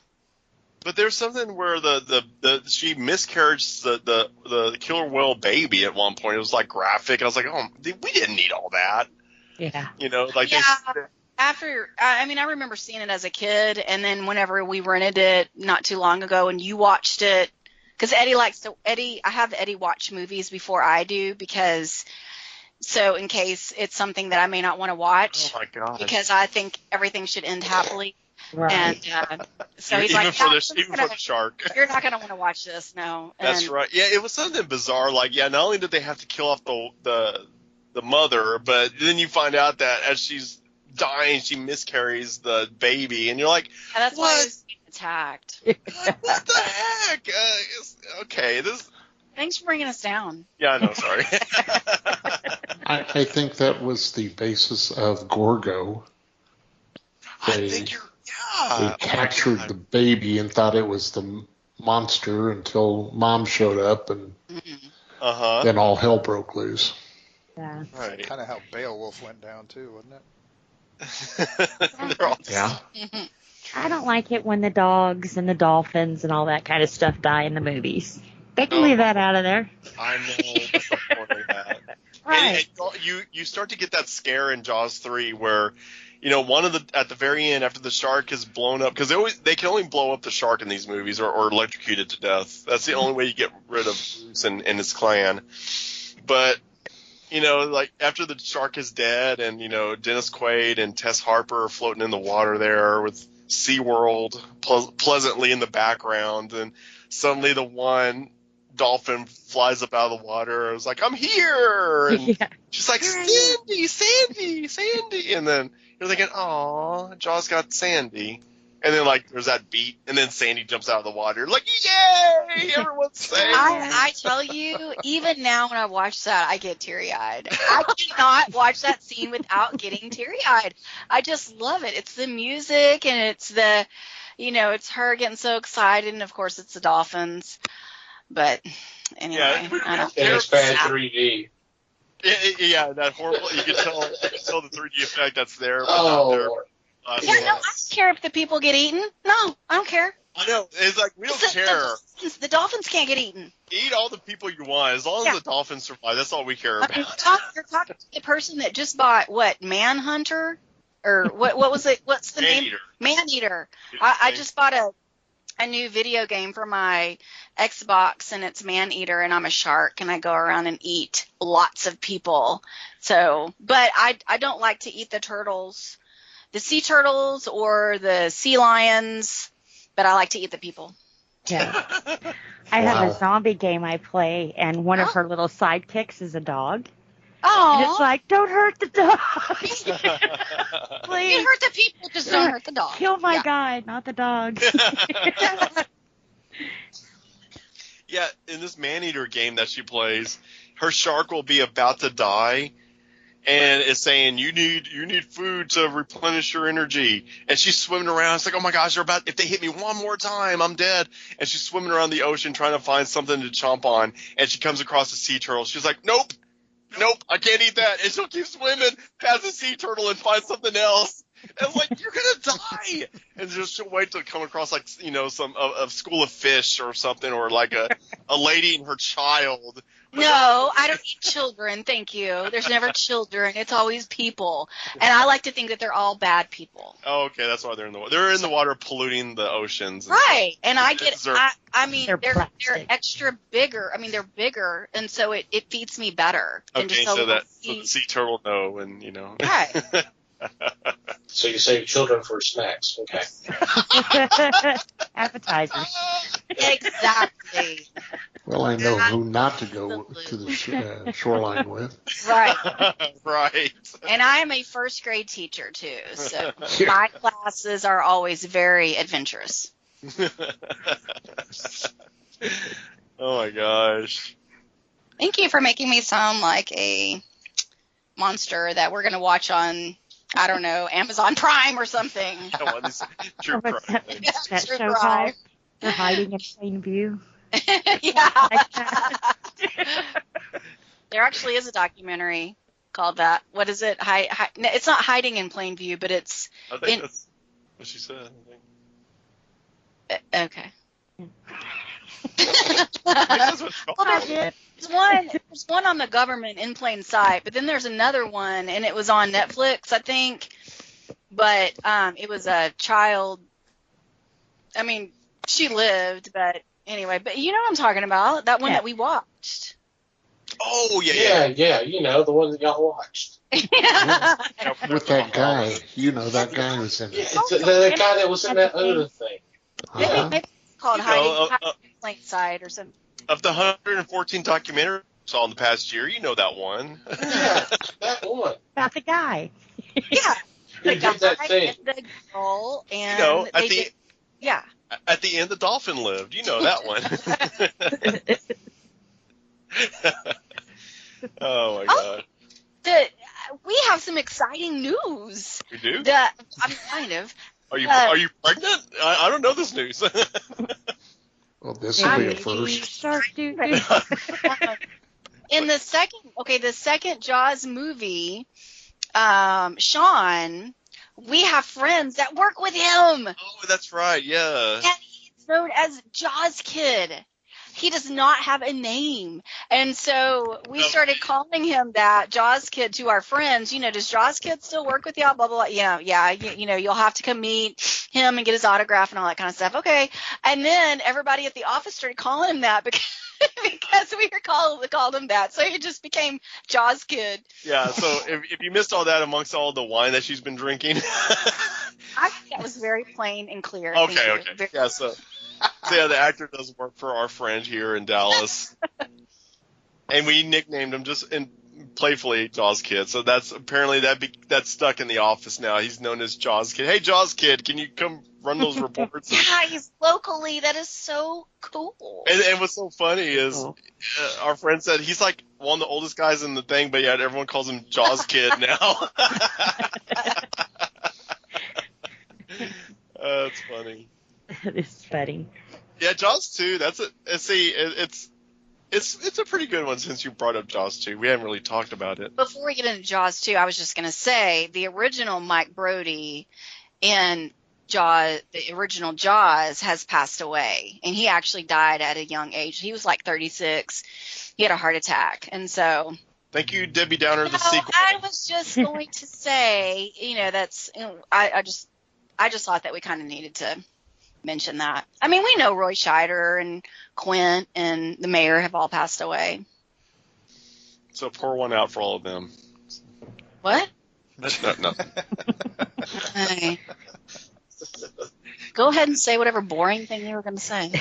I just wanted. We hadn't really touched on Jaws 2. I thought anybody wanted to give their thoughts on Jaws 2. Now, forever hold your peace.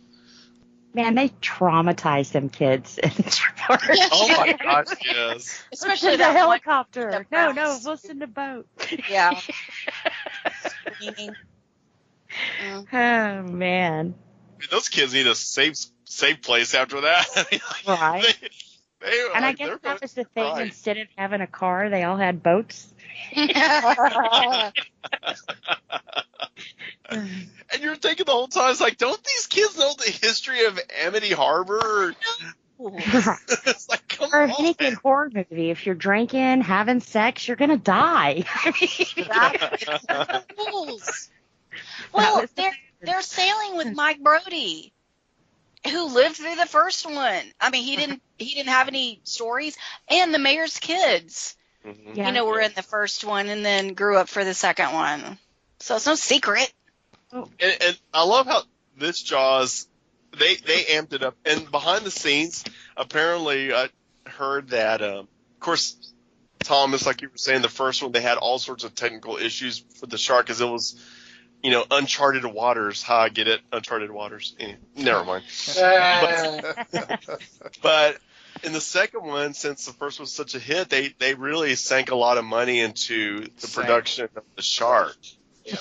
And so they had like these lofty goals where they wanted the shark to like jump out of the water and do like a flip. And you're thinking, what? Sharks don't do that. Dolphins do. Right. But, I know, but they had all these ideas of what we can get the shark to do. But it didn't matter how much money they sank into this. They weren't able to do all that. Thank goodness CGI wasn't a thing back then, because I'm sure they would have done all of that. It would have turned into Sharknado. Right. Well, I think he would have had less attention. Right. But I will give it to them. They did pull off something that was like unbelievable, in that Jaws was able to attack a helicopter and bring it down, bring down an actual helicopter. Yeah. Like, what? Completely. I'm sure that helicopter pilot, the last thing he thought when he woke up that morning was, I'm going to be in my helicopter, and a shark is going to take not only my helicopter down, but me down with it. That was like the last thing he thought was going to happen that day. Yeah, it's like a James Bond movie. You kind of have to ramp up the stakes a little bit for the stunts in each consecutive movie. So yeah, why not? Yeah. Roll with We it. took a boat in the first one. We'll do a helicopter this time. The third one, we'll do the space shuttle. Jaws in space.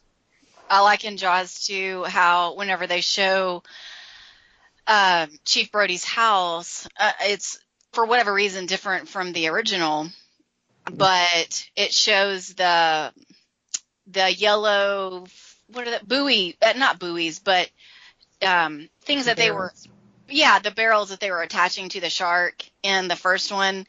They had them next to their front door on either side, and she was using them as planters. So a little nod to that. I thought that was neat. And also in that one, whenever he gets fired that same day, he comes home and the deputy Hendricks is already there. One of them calls him by his real name and not by his movie name, character name. Oh, that's right. Yeah. Yeah. And they just keep on going. No one noticed. But that's happened before in other movies, Yeah. Oh, sure.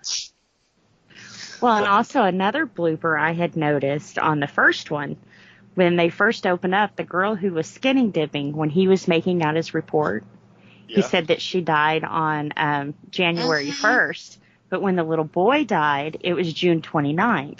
And he died after her. So it was kind of like, Yeah, I If always you're looked at that and wearing thought, huh? What? Yeah. Yeah. And if never you're picked wearing up on- jeans, a sweater, and a jacket, are you going to take all that off to go skinny dipping? Not on know, January these 1st, no. These girls are always wanting to go skinny dipping. And I mean, whether we're watching Jaws or something else where they're just at a lake, and I'm thinking, you've got a bathing suit right there. Why don't you just wear your stupid bathing suit? I see nothing wrong with that. You wouldn't. Oh, gosh. You let them be free. Free the nipple. Hashtag free the nipple. Really? And that actress, wasn't she like a professional swimmer or something? She's a stunt woman. Oh, was she? Chrissy? Okay. Chrissy? Yeah, Chrissy. Yeah. Mm-hmm. Okay. And oh my gosh, how effective was that scene? The screaming. She said it was hurt. It really hurt. What was hurting? The harness or something? Yeah, she had something that was dragging her along. She was connected to a track, and it was dragging her, pulling her. She said it was actually hurting. Oh, well, So there a lot you of go. that was, for real. A lot of that was like, could you stop already? I know. I'm dead. Mm-hmm. Well, what's so funny about that is she came back to a similar scene in 1941. Did she really? Yeah, at the beginning of 1941, there's a sequence where you see this lady jump out. She just drives up, gets out of her car, and she takes off her robe, and she's going to go skinny dipping. Have you not seen 1941? No. It's been years. She goes out there and starts skinny dipping, and the next thing you know, here comes the periscope from the submarine, and she's hanging on to dear life. It's the same lady. Oh my gosh! Wow. That's a cool tidbit. I didn't know that. Susan Blackline. Yeah, Spielberg for you. Susan Blackline. Okay. What I thought was neat in the original Jaws was the reporter guy, kind of bigger set guy. He was one of the screenwriters, Carl Gottlieb. We just saw him. Yeah. That was neat that they did that. And And the harbor master in Jaws 1, who's he? Frank Silva. Who's He was that? the actual harbor master. Oh, they're in the real Amity, not the fake. Wherever they filmed that at, Martha's Vineyard. Martha's Vineyard, yep. He was the actual. That was his actual little office hut thing that he came out of. Mm-hmm. Oh. That was neat. But I was gonna say in number 4, one of the things that's actually cool about this movie is that after Sean is killed and they're still in Amity, the mom is being consoled by her friends, and one of her friends is that dark-headed lady that she's talking to just a tiny bit in the original. You don't see them conversing much. She's asking her, when do I get to become an islander? It's that same lady, and she's got that really good tan. She's there talking to her in number 4. Yeah, so I thought that was neat. Well, there's 3 ladies consoling her, and I think the oldest lady is his secretary, is Brody's secretary from the first one. I believe all 3 of them were in the previous Jaws movies as people in Amity. Yeah. Oh. Yeah. So, But I thought, you can't miss that lady's tan. I mean, that's got to be. there was something about this 2 and 3. They just felt the need to stick in these black characters with these eccentric accents. Like Louis Gossett Jr. in the third one had that. And I'm from Louisiana, and he does that Louisiana accent. He's like, look at him. We ain't putting him in no shark up in here. And I'm thinking, what? Who coached you? And then, of course, When he's eating, yes. it's like, we haven't, well, everything I say is going to sound Chinese, so I'm not even going to do it. Go ahead. I don't remember the line, but yeah, Oh. and then at number 4, Mario Van Peebles is Jamaican line. You know, like, let's. I mean, it's fun. I mean, his is more believable at least. I'll give him that much. Louis Gossett Jr. I was like, who signed off on this? And he's a great actor. But anyways, yeah. What do I say about number 4? I guess I had high hopes because I can't remember which of y'all brought up the fact that he was the last Starfighter, but Last Starfighter is one of my favorite movies as a kid growing up, and when I got to number 4, I was like, oh, it's got Lance Guest in it? That's awesome. Yeah, not so much.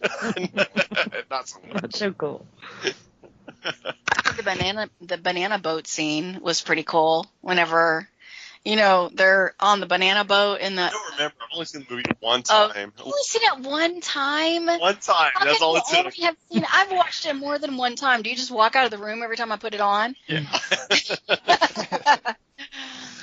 Oh goodness. Yeah. It's like when you leave the room when he starts watching Star Wars. Yeah, exactly. Or here lately, he's watching all his baseball stuff, and I just think, oh, here we go. Okay. But he does that whenever I go back there, and I'll put something on. He'll come back and he'll say, "What are you watching? Something feel good?" And I'll say, "Yeah, it's my true crime, like true crime, feel good stuff." Yeah, Yep. Okay. Pretty much. And then he'll leave. Yeah, that tricks of the trade. Yeah, you know that meme that was going around where it said, like, me watching scary movies, and then they show the person they're in bed, they can't go to sleep that night, and it says me watching true crime documentaries, and the person is like sound asleep in bed. That's Colleen. I fall asleep on the detectives talking. I feel like if it's somebody safe that's going to protect me, then I can fall asleep. Yeah, or if it's a dolphin, because the dolphins are going to live. But if the dolphins are going to save you, you got a real plus. Yeah. Yeah, they've been known to do that. Oh, I wanted to bring up something. I better bring it up now because I'll forget. Since this is a show that focuses heavily on comic books. Oh, no. Does anybody own the Marvel Super Special of Jaws 2? Les, in your vast library of comic books, do you have that Treasury edition? I don't think so. I've had the hardest time finding that thing at a decent price.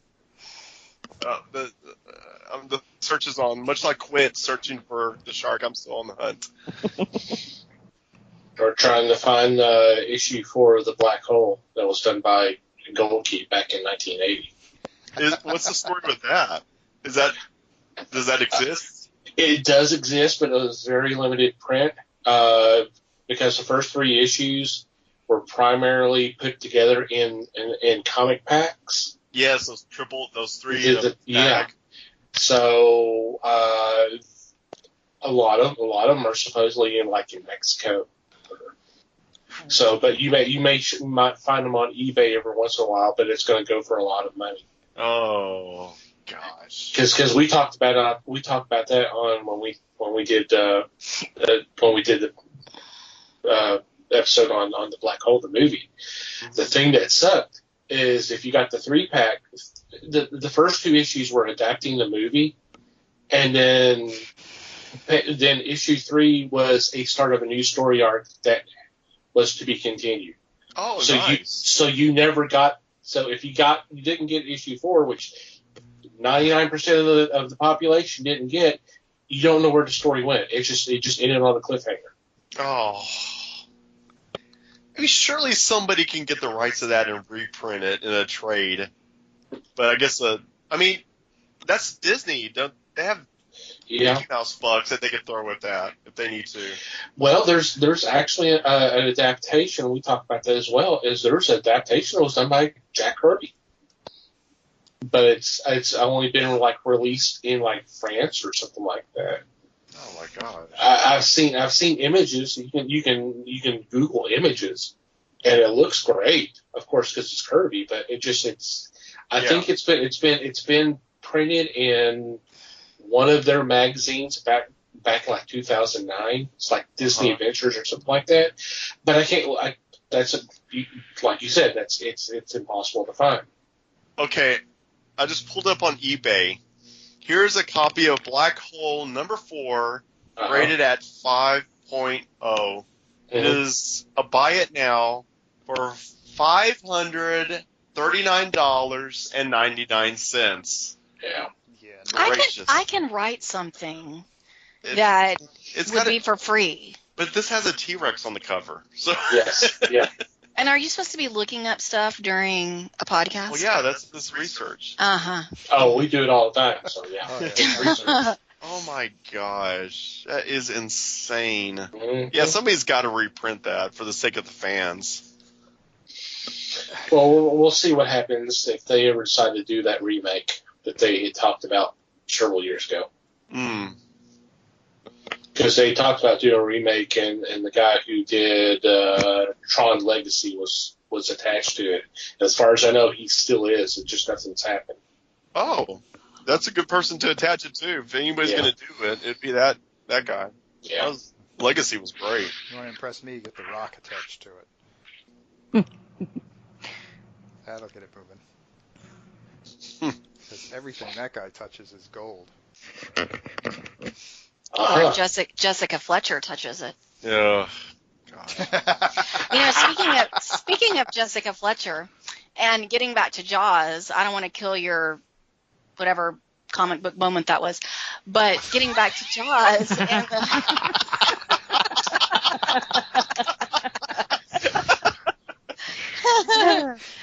getting back to the shark, and I think somebody brought up the Universal, or maybe that was in my mind. Wasn't somebody talking about the Les was talking about the mural at. the mural. Okay, Yeah. But Universal Studios, you can take a tour and the shark will come out and all that kind of stuff. Well, that little lake is if you ever watch Murder, She Wrote, like I do, when she is at home in Cabot Cove, Maine, where I want to move to so badly, that Town? No, but I like to think it is. Okay. Actually, part of the series was filmed in Maine, and you can tell the difference between the ones that are filmed in Maine and the ones that are filmed in California. But anyway, so that little lake type area where Jaws is, and you take that little tour, is predominantly in her show, like in the middle of the town. It's just, they have like a little pier going out over it. I mean, you would never put it, I didn't know it was that for a long time until I was reading something about it.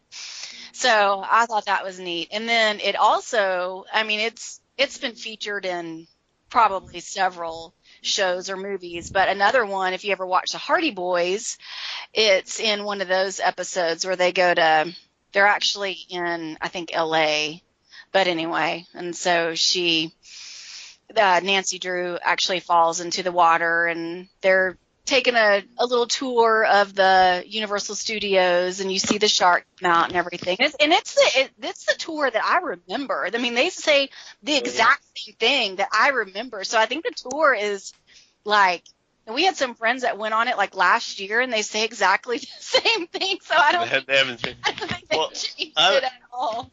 So does Nancy Drew go skinny dipping in that Yes, episode? skinny dipping. Okay. Is that all you can think about right now? And if you look to your left, you'll see. You'll see these buoys that are not really buoys, but Those are buoys. That's Nancy Drew. and then Dennis Weaver saves her, and Oh my gosh, you've watched that episode. I have, yeah, and I'm proud of it. Okay, anything else? How did McCloud get into this? I don't understand. Yeah. Oh goodness. I was going to ask if anybody has done the Universal tour. I did it, but the day we went, the shark was malfunctioning, so we missed that part. Go figure. Yeah. Oh man, yeah. Blame Spielberg. Poor guy. Hasn't he been blamed enough? My goodness. Whenever we went, it's, from what I remember, and I was, I believe, 10, it's exactly what I see in TV shows and movies. It's the exact same script where they say, oh, we're going to have to take this little detour over here, and then the tram goes on the little bridge, and it's rickety, and all of that, and then Jaws comes out and he makes noises. But cool thing about our trip to Universal Studios is that we were in I don't remember where we were. My dad would probably know, and I don't know why I've never brought it up with him. We were in some theater type thing where they were going to show us how a movie is made, where like you get in a spaceship and they would show you how they you see, as the audience, you just see the spaceship, but on the screen you would see it as in the movie. And so the person, I guess we were sitting in the front row, and the person that was talking in the microphone, they had called on, they wanted a boy and a girl. And so they got the boy, and so the girl that they picked, or who was raising her hand or whatever, she got scared at the last minute and didn't want to do it. And so I was sitting right there. Uh-oh. And they just like, would you want to do it? And I was like, and I think I was reluctant, but because I was so shy. But my family was trying to help me, and I was like, okay. And we got to change into costumes as like not astronauts, but space, I don't know, pilots, that's what we were. And we got in this spaceship type thing, and I didn't get to see what it looked like, but my family told me about it. And so my aunt, for the longest time, because she was with us, she called me her little movie star. So that's neat. Yeah, it's like the only nice thing she ever said about me. Oh my gosh. Kidding, because if anyone knows who Leona Helmsley is, that's not my aunt, but she is a like her twin. So anyway, but that was cool. That was neat. That was a good memory. That's neat. And on that note, I think it's funny if they really haven't changed the script for this ride show thing. What they really need to do is they need to film that sucker, and then they need to drop it in theaters as a movie like a month before Disney drops their Jungle Cruise movie next year. Yeah. Oh my god. Or they could hire somebody to be in the lake swimming around. I mean, I would do that. Oh my gosh. Swimming around, swimming from the shark, put in a little extra, shark bait in there. Be cool. Gosh. If you're going to do this is Universal. If you're going to do that, put somebody in the Creature from the Black Lagoon suit. Oh my gosh. Yay. Another one of our favorites. Yes, you're speaking our language. Them swimming around in that lake. I'll volunteer my wife. Wow. Take my wife, please? Is that where this is going? That movie scares her every time it's on. And I think we have a title. Oh my goodness. I think we got lots of titles coming here. Oh yeah, we got some to choose from. Yeah. So now when the next time everyone's watching Murder, She Wrote and she's in Cabot Cove and you see that little water area, you'll remember this talk. You'll remember this podcast. Yeah, because I'm sure everyone's going to rush right out and see that episode now that they... Tonight, after we end the podcast, I'm sure. I know what you're going to be watching. You're going to put on that disc. I'm sure everyone has a set like we do. Hey. Yeah. Yeah, I think I have somewhere. Hey, she was 59 when she started that show, and she was still jogging and riding her bike and could still beat up Eddie. She's 90-something now, and I believe she could still beat up Eddie, so, That's true. Wow.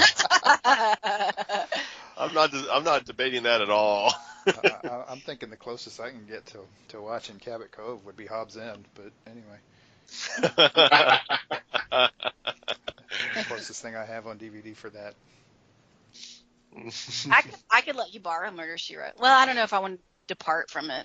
Right, you might not. It could take a while to watch, so you probably wouldn't have it for a long time, and that wouldn't be good. I would have rewatched some episodes to make sure that you got the full effect too. Yeah, absolutely. There'll be a test. She is a teacher, remember? There'll be a test after each episode. Absolutely. I fully And expect the to have to write a whole 5 to 7 page essay for each season. I mean, come on. That's just a given. That and we'll do a whole podcast. We'll just talk about our favorite episodes and scenes. I don't really hear anybody talking about it. Yeah, you're on that one. Crickets. Yeah. I would share airtime with you for that. I enjoy it. Oh, well, thank you, Les. Oh. Yeah. Like the only that's ever said that to me before in my life. And never. I actually enjoy the show quite a bit. I joke about it all the time on Figments whenever she brings it up, which seems to be every episode. It's a tradition. But honestly, I mean, she had it on last night, and it was an episode I hadn't seen yet, or maybe it was 2 nights ago. Like I said, all my days were running together during all this. So.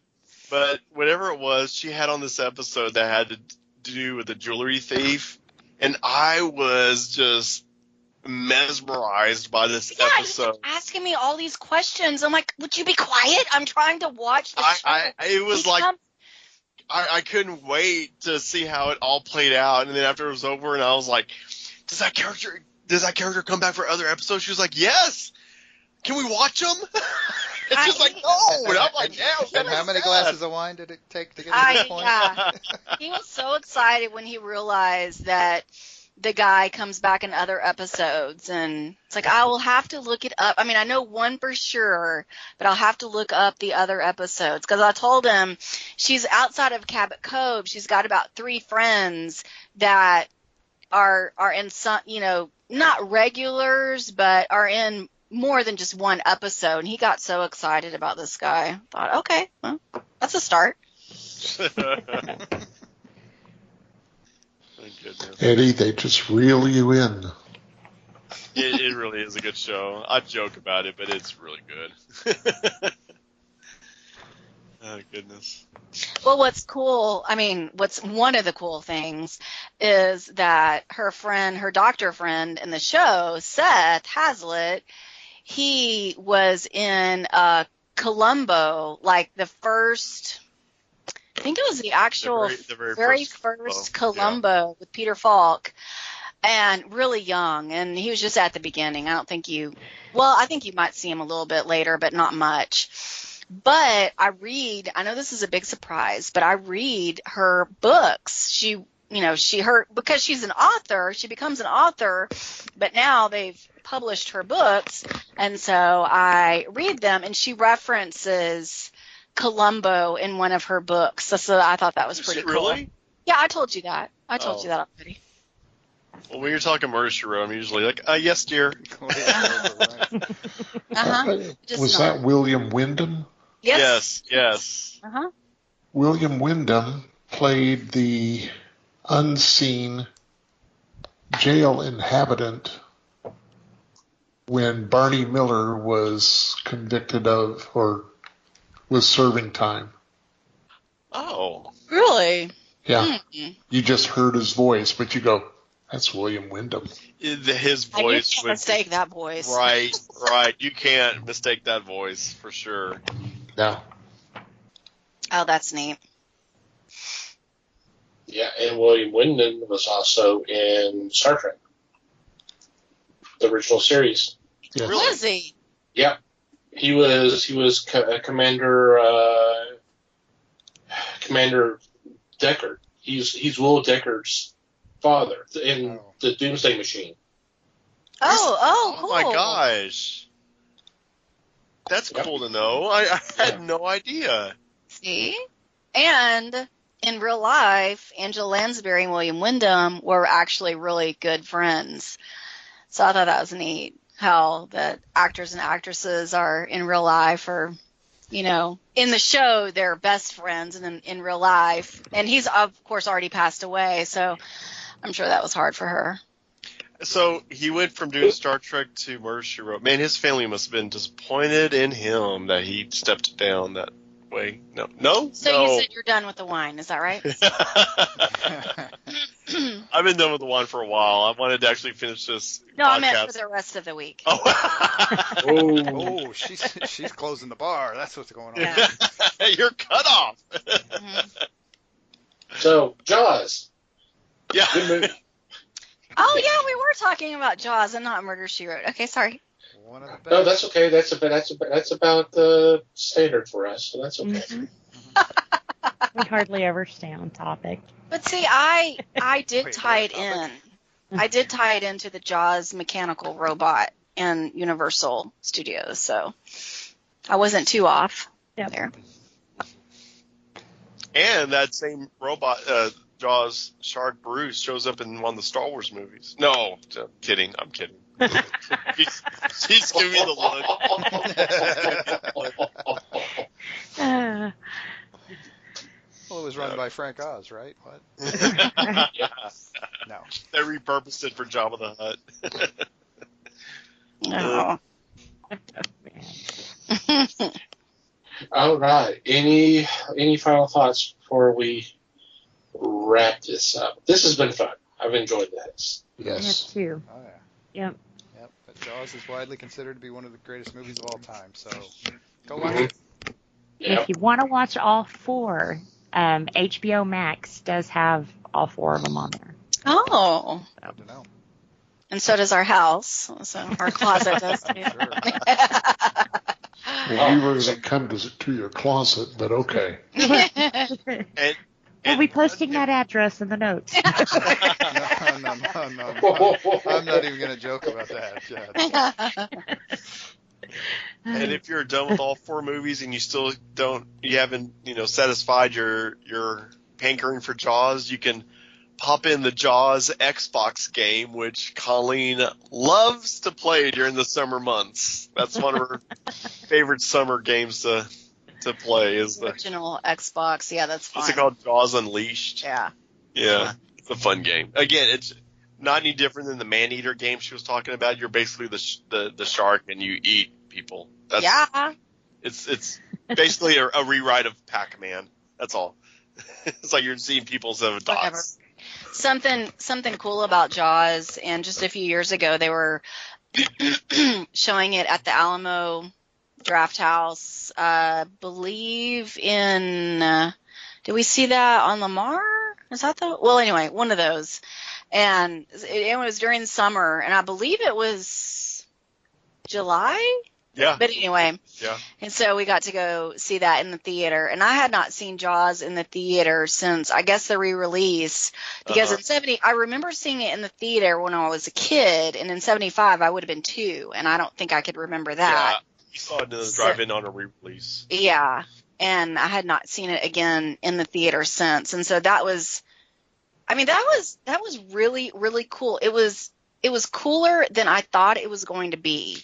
Even though I have the movie memorized and everything, but seeing it on the big screen and the speakers and just the full effect, Yes. and you kind of pretending that it's the first time you've ever seen it, it was really, really neat. So whenever theaters are back open, Alamo is always showing older movies. I highly recommend doing that.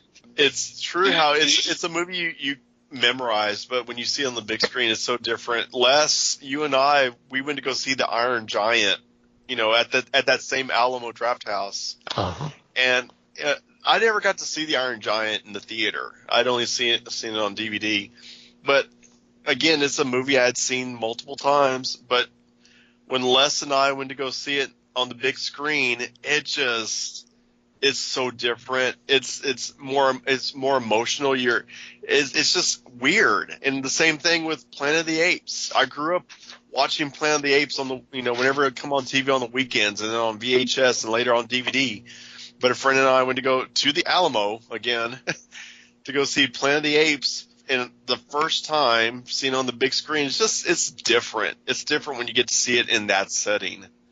Yes, It is. You're so right.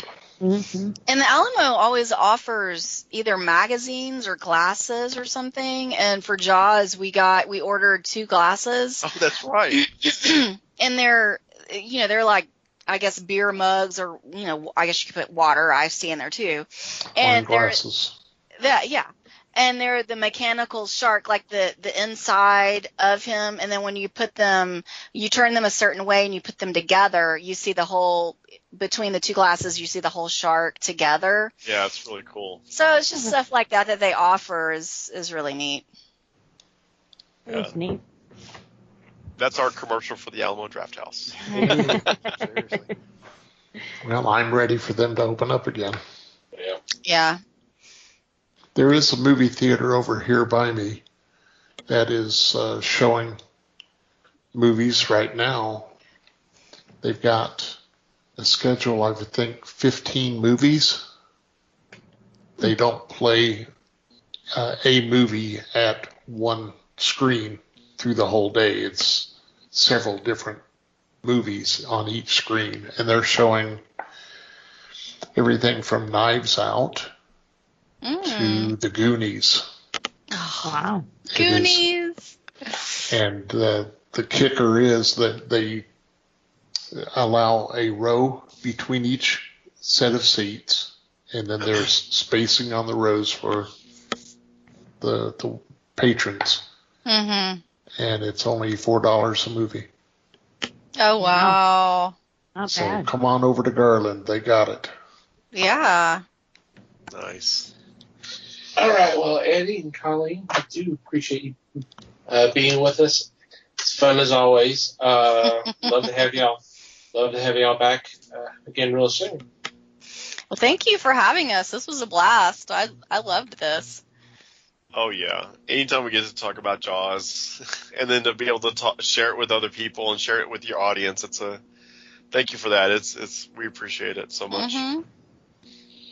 On that note, we will take a quick break and be back with our weekly picks.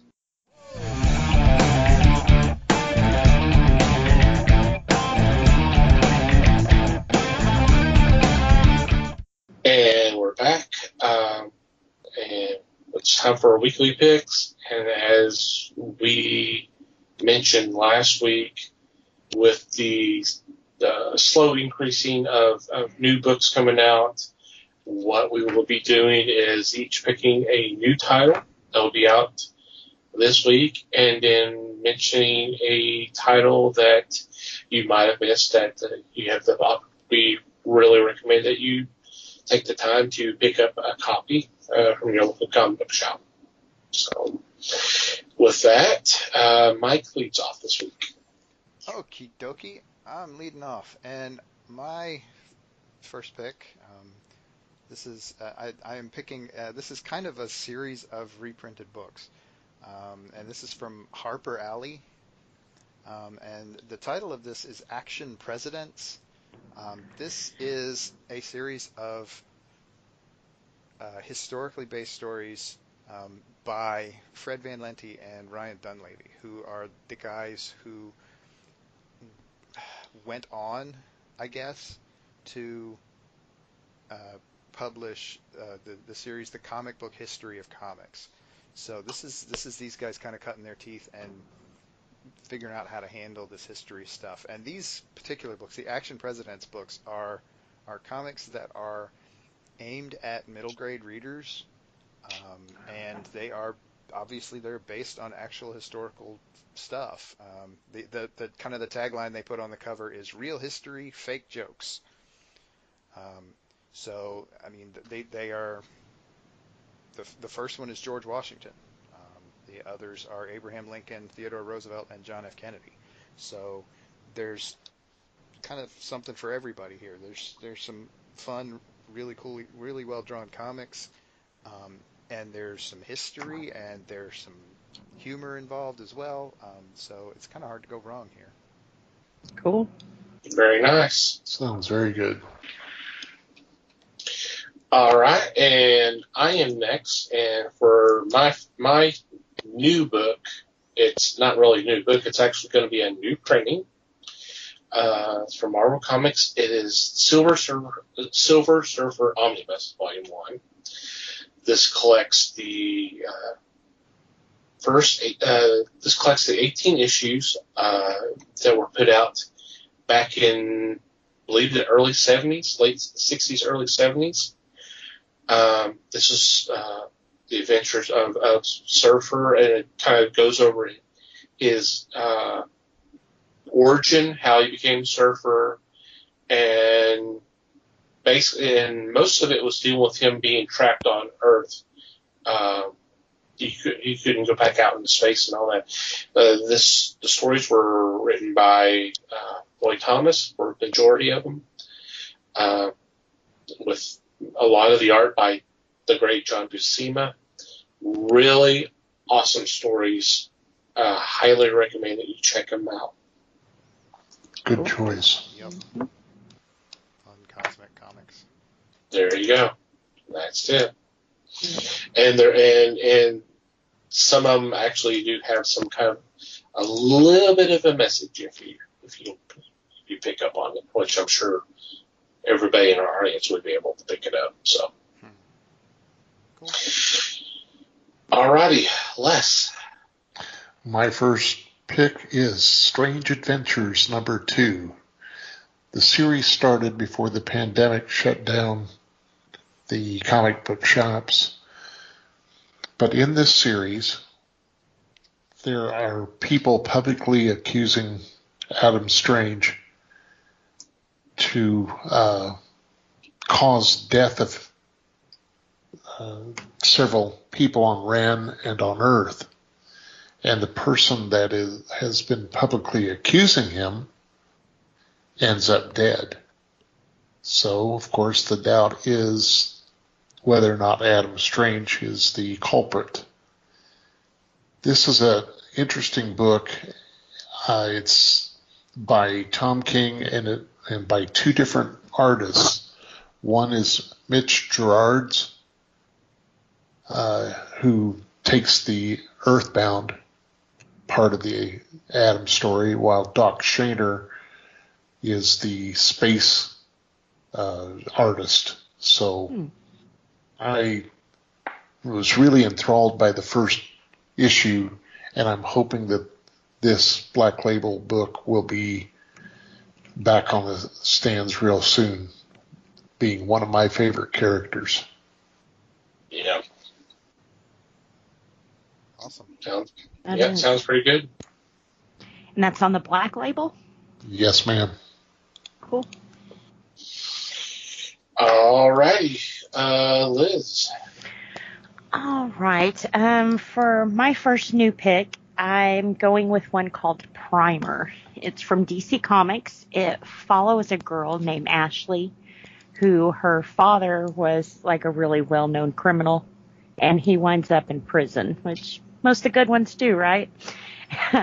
So she winds up being bounced around from foster care to foster care, not necessarily because she's a bad child, but it seems like bad just kind of follows her kind of thing, you know? So she finally gets into a new family where the father is an artist and the mom is a geneticist, and she's working on these new body paints. And the wearer of these body paints get like superpowers and that kind of thing. So when Ashley comes across them totally by accident and winds up with these superpowers, of course it makes her a main target for this story. So kind of cool because we do get a new superhero out of this. So it's a neat concept. This time it's not tattoos, it's paint. Nice. Yeah, that sounds interesting. It is. A cool twist. Mm-hmm.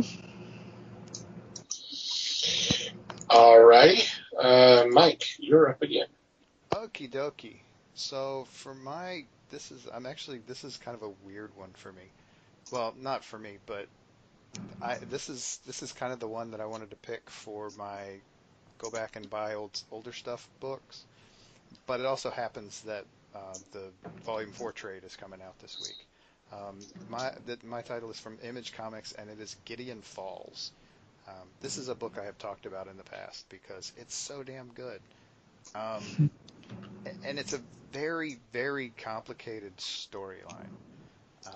In fact, it would be difficult for me to describe the story in much detail. Suffice it to say that one aspect of the story involves a mental patient and his psychiatrist, and there's another one that's set in a small town, which involves a newly transferred priest arriving in the small town and meeting the sheriff and the town doctor, and there's also this basically what they refer to as the Black Barn, and there's some fun, interesting supernatural stuff going on here, and it's very weird and very twisted, and Jeff Lemire is a genius, and go pick up this book. Cool. I kind of don't know how else to say it. Right. I think you said it right. Yep. Okay. So I'm up again. So for my choice of titles you may have missed, I'm choosing a hardcover collection entitled Shazam, the World's Mightiest Mortal, Volume 1. And Volume 2 is going to be I think Volume 2 is actually out now as well. This reprints the 70s series. And a lot of the stories were written by Denny O'Neil, but some of the early stories were drawn by C.C. Beck, the guy who co-created Shazam, Captain Marvel, back in the day. And this was actually my introduction to Captain Marvel. And this was before the live-action TV series that was on Saturday mornings. It's some really fun stuff. Everybody's here.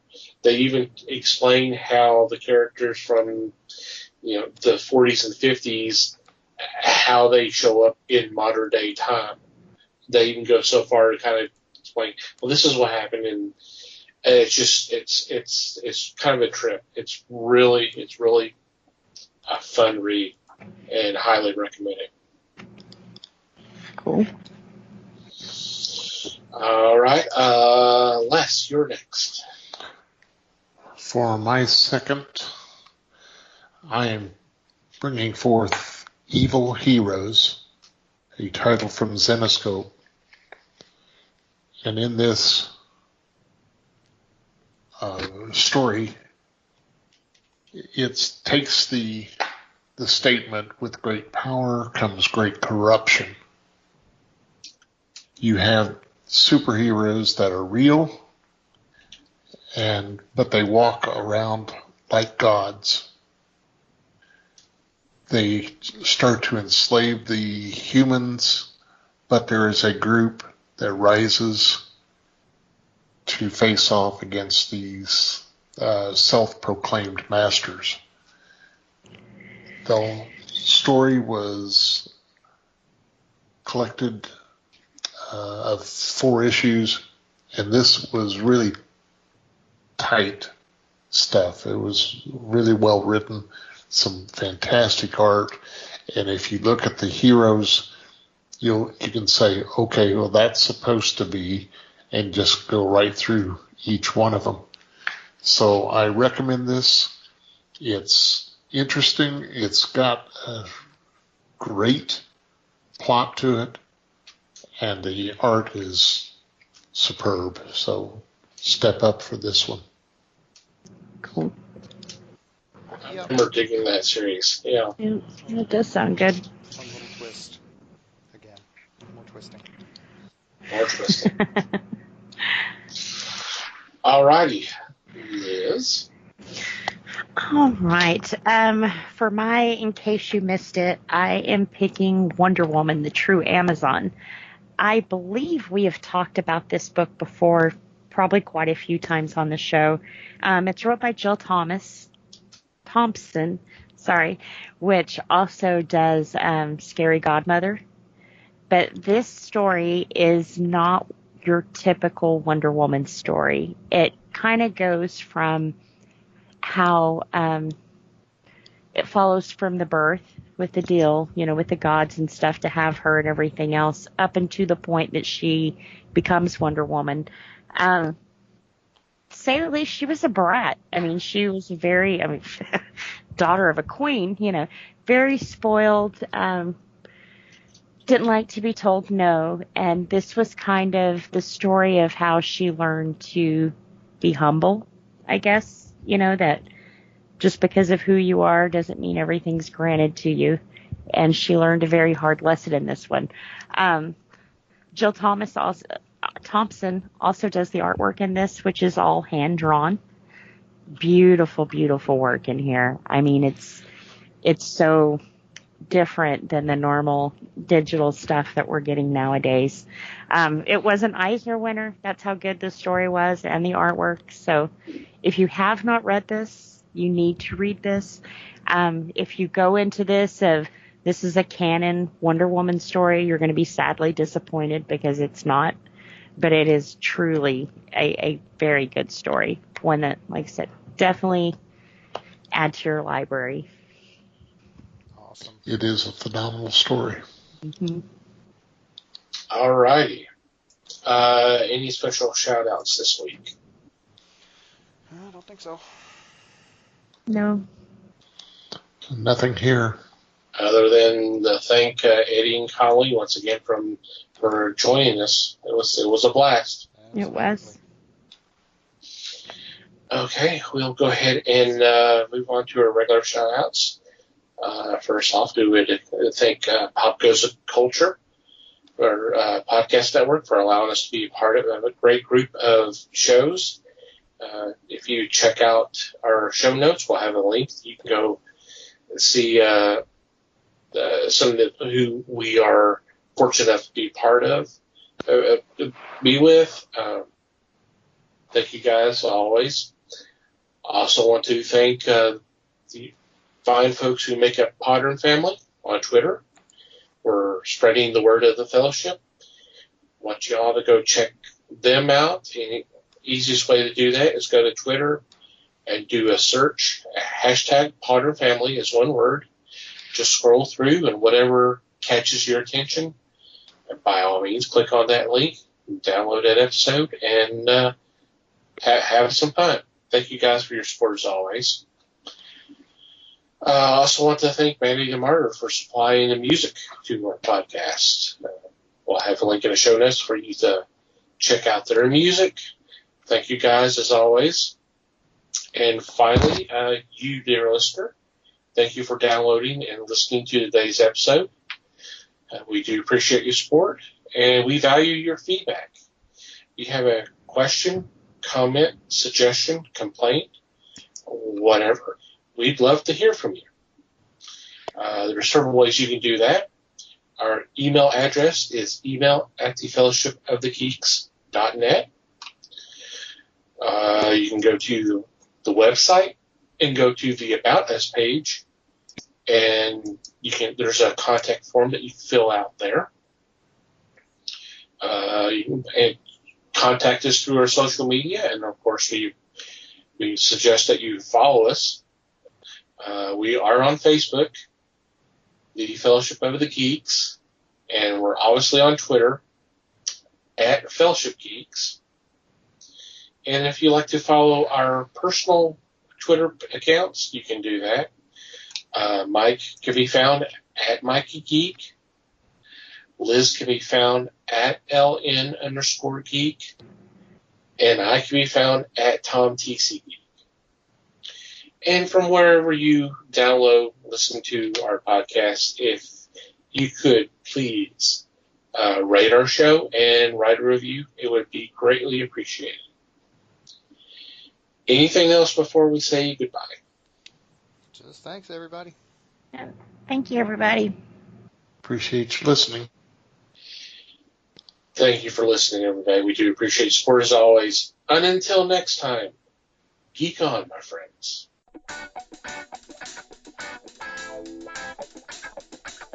We thank you for listening to the show. Comments, suggestions, and questions can be sent to email@thefellowshipofthegeeks.net. You can follow us on Facebook at the Fellowship of the Geeks, and on Twitter at Fellowship Geeks. Until next time,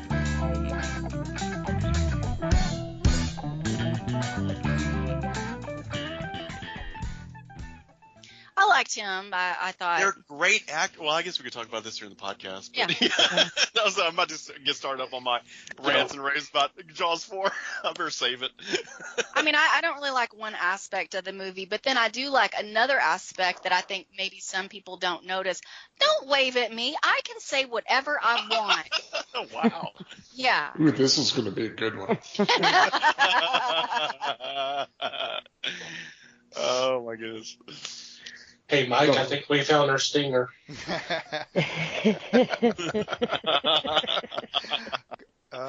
Could be. Could be.